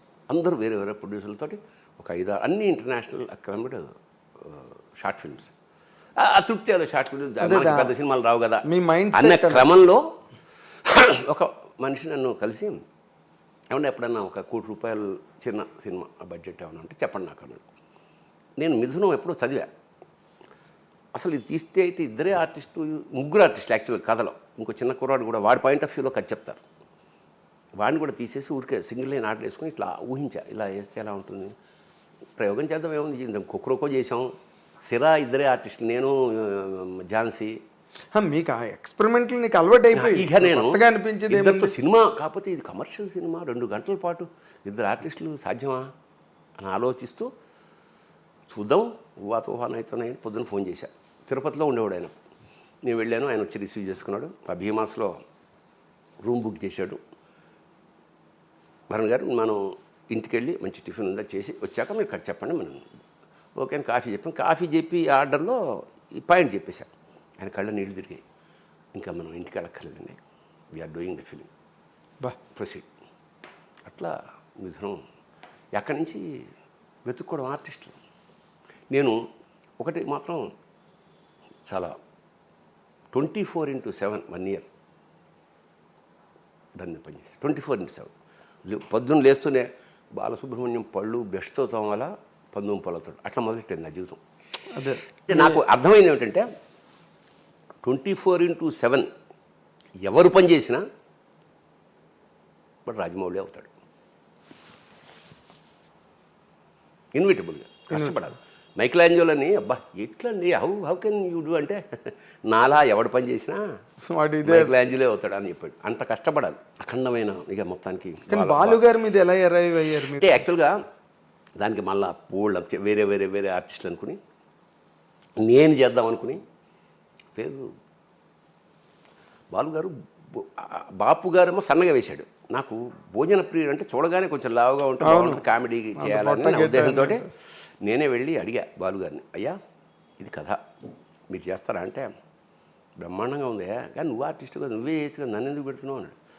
అంటే నేనే చేస్తే నేనే రాసి నేనే తీసి నేనే నన్ను చూడరేమోనండి, ఇంకా నేనే చూడాలి అందుకని అలా జోకేస్తే తర్వాత మొత్తానికి పాపం లక్ష్మి గారు కూడా I really enjoyed this 1 year extraordinary. Dialogue ఒకటి ఏంటంటే బాలుగారిది, భరణి ఎప్పుడైనా నా జీవిత చరిత్ర రాస్తే మిథునానికి ముందు మిథునానికి తర్వాత అని రాస్తాను. ఒక మహానుభావుడు, ఒక లెజెండ్ని డైరెక్ట్ చేసావు. అంతకన్నా లైఫ్లో లక్ష్మి గారు కూడా, లక్ష్మి గారు ఆఫ్ కోర్స్ అంటే కొన్ని షార్ట్ కట్ చెప్పడం మర్చిపోయాడంటే నేను వెళ్ళకూడదు అనుకునేవాడు. అలా ఆ సినిమాకి 3 సార్లు జరిగింది. అవునా? అలా చూస్తూ ఆ పర్ఫార్మెన్స్కి ఏంటి నెక్స్ట్ ఏంటండి అనేది సరే కట్టాడు. అంత గొప్ప పర్ఫార్మెన్స్ నా జీవితానికి చాలు అనుకునేంత తృప్తి. ఈ సినిమా జరుగుతున్నప్పుడు తనిఖీల బారిని పూర్తిగా డైరెక్షన్ వెళ్ళిపోయాడు, క్యారెక్టర్లు చేయడంట అని కొన్ని క్యారెక్టర్లు మిస్ అయిపోయినావు తెలుసు. ఉండొచ్చు, ఎందుకంటే నేను చెప్పా కదా, అది మెంటల్గా ప్రిపేర్ అయిపోయా. ఏడాది పాటు నేనేమీ చేయను, చేస్తే ఇది చేయలేను. నాకు లక్షల కోట్ల కన్నా కూడా ఇప్పుడు 2013లో ఆ సినిమా చేసినా కూడా ఇవాళటికి కూడా ఎవ్రీడే 10 ఏళ్ళు మిథునం ప్రస్తావన రోజు ఉండదు. అవును, అది అందుకన్నా ఇంకా అదృష్టం. ఇప్పుడు కథల్లోనే అది ఒక గొప్ప కథ శ్రీరమణ్ రాసింది. కాన్సెప్ట్, కంటెంట్, మంచి కంటెంట్ చేసిన వాళ్ళిద్దరూ మంచి మహానుభావులు చేశారు. అసలు దానికి ఉన్న ప్రత్యేకతలు చాలా ఉన్నాయి మిథునంకి. నేను స్టిల్ రిమెంబర్ ఛాంబర్లో ప్రెస్ మీట్ అయినప్పుడు నువ్వు కళ్ళని నీళ్ళు పెట్టుకుని ఏడ్చేసావు. థియేటర్స్ గట్ట దొరకపోవడం, ఆ రిలీజు, ఆ టెన్షన్, అవన్నీ అవి ఇతి బాధలు. తర్వాత మళ్ళీ అంత అలాంటి సినిమా చేసాక కూడా మళ్ళీ డైరెక్షన్ చేస్తున్నావు అని అన్నారు.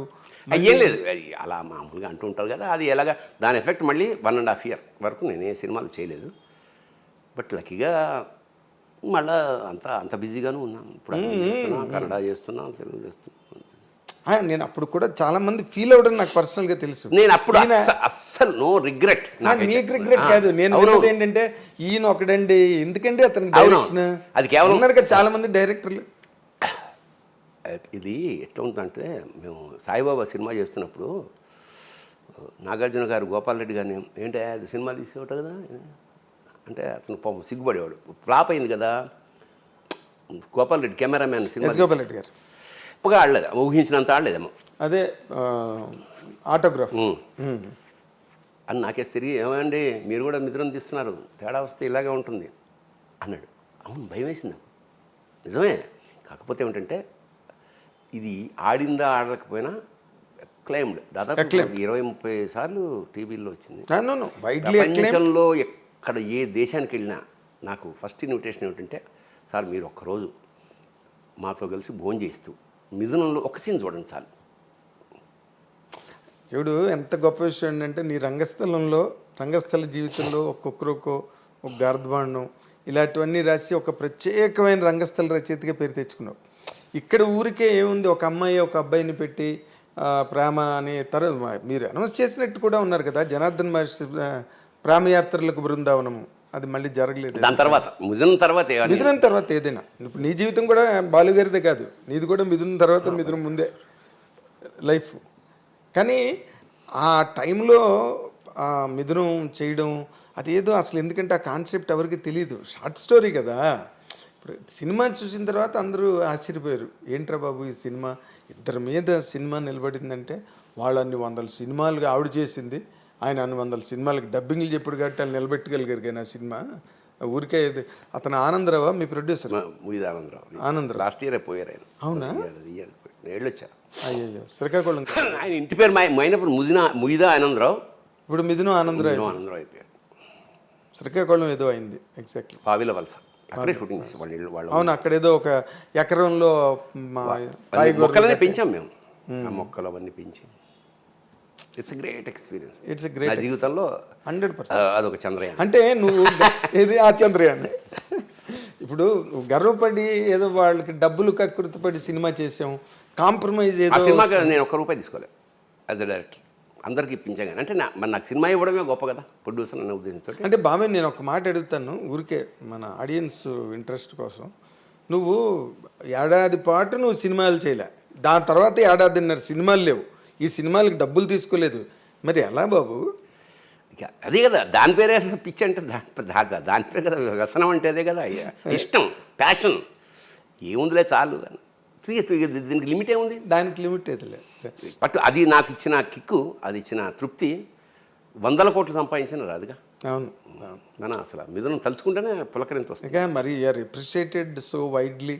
ఎక్కడికి వెళ్ళినా, నువ్వు దేశ విదేశాలకు వెళ్ళినా కూడా నీ క్యారెక్టర్లన్నీ పక్కన పడేశారు, మిథునం పట్టుకున్నారు అందరూ. అలాంటిది ఒకటి నువ్వు సంపాదించుకోగలిగావు కెరీర్లో, అది చాలా గొప్ప విషయం.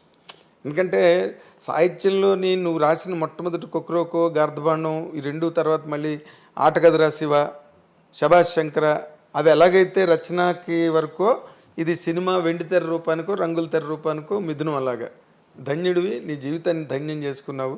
మాకు ఇంత గొప్ప ఇంటర్వ్యూ ఇచ్చి మమ్మల్ని ధన్యత చేకూర్చావు, మాకు కూడా చాలా థ్యాంక్స్. అండ్ ఎందుకంటే ఇప్పటి వరకు నువ్వు మాట్లాడిన కంటెంట్ ఏది కూడా, నువ్వు ఇన్ని ఇంటర్వ్యూలు ఇచ్చినప్పటికీ కూడా ఎక్కడే చెప్పని కంటెంట్ ఇది.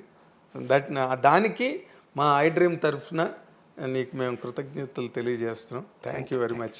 ఇది ఇంకా ఆయన గురించి ఏం చెప్పమంటారు? మీరు విని మీరు ఆనందించండి, అంతకన్నా చెప్పగలిగేది ఏం లేదు. సంగీత సాహిత్య సమలంకృతే అంటే ఇదే భరణి స్వరూపమే. Thank you very much.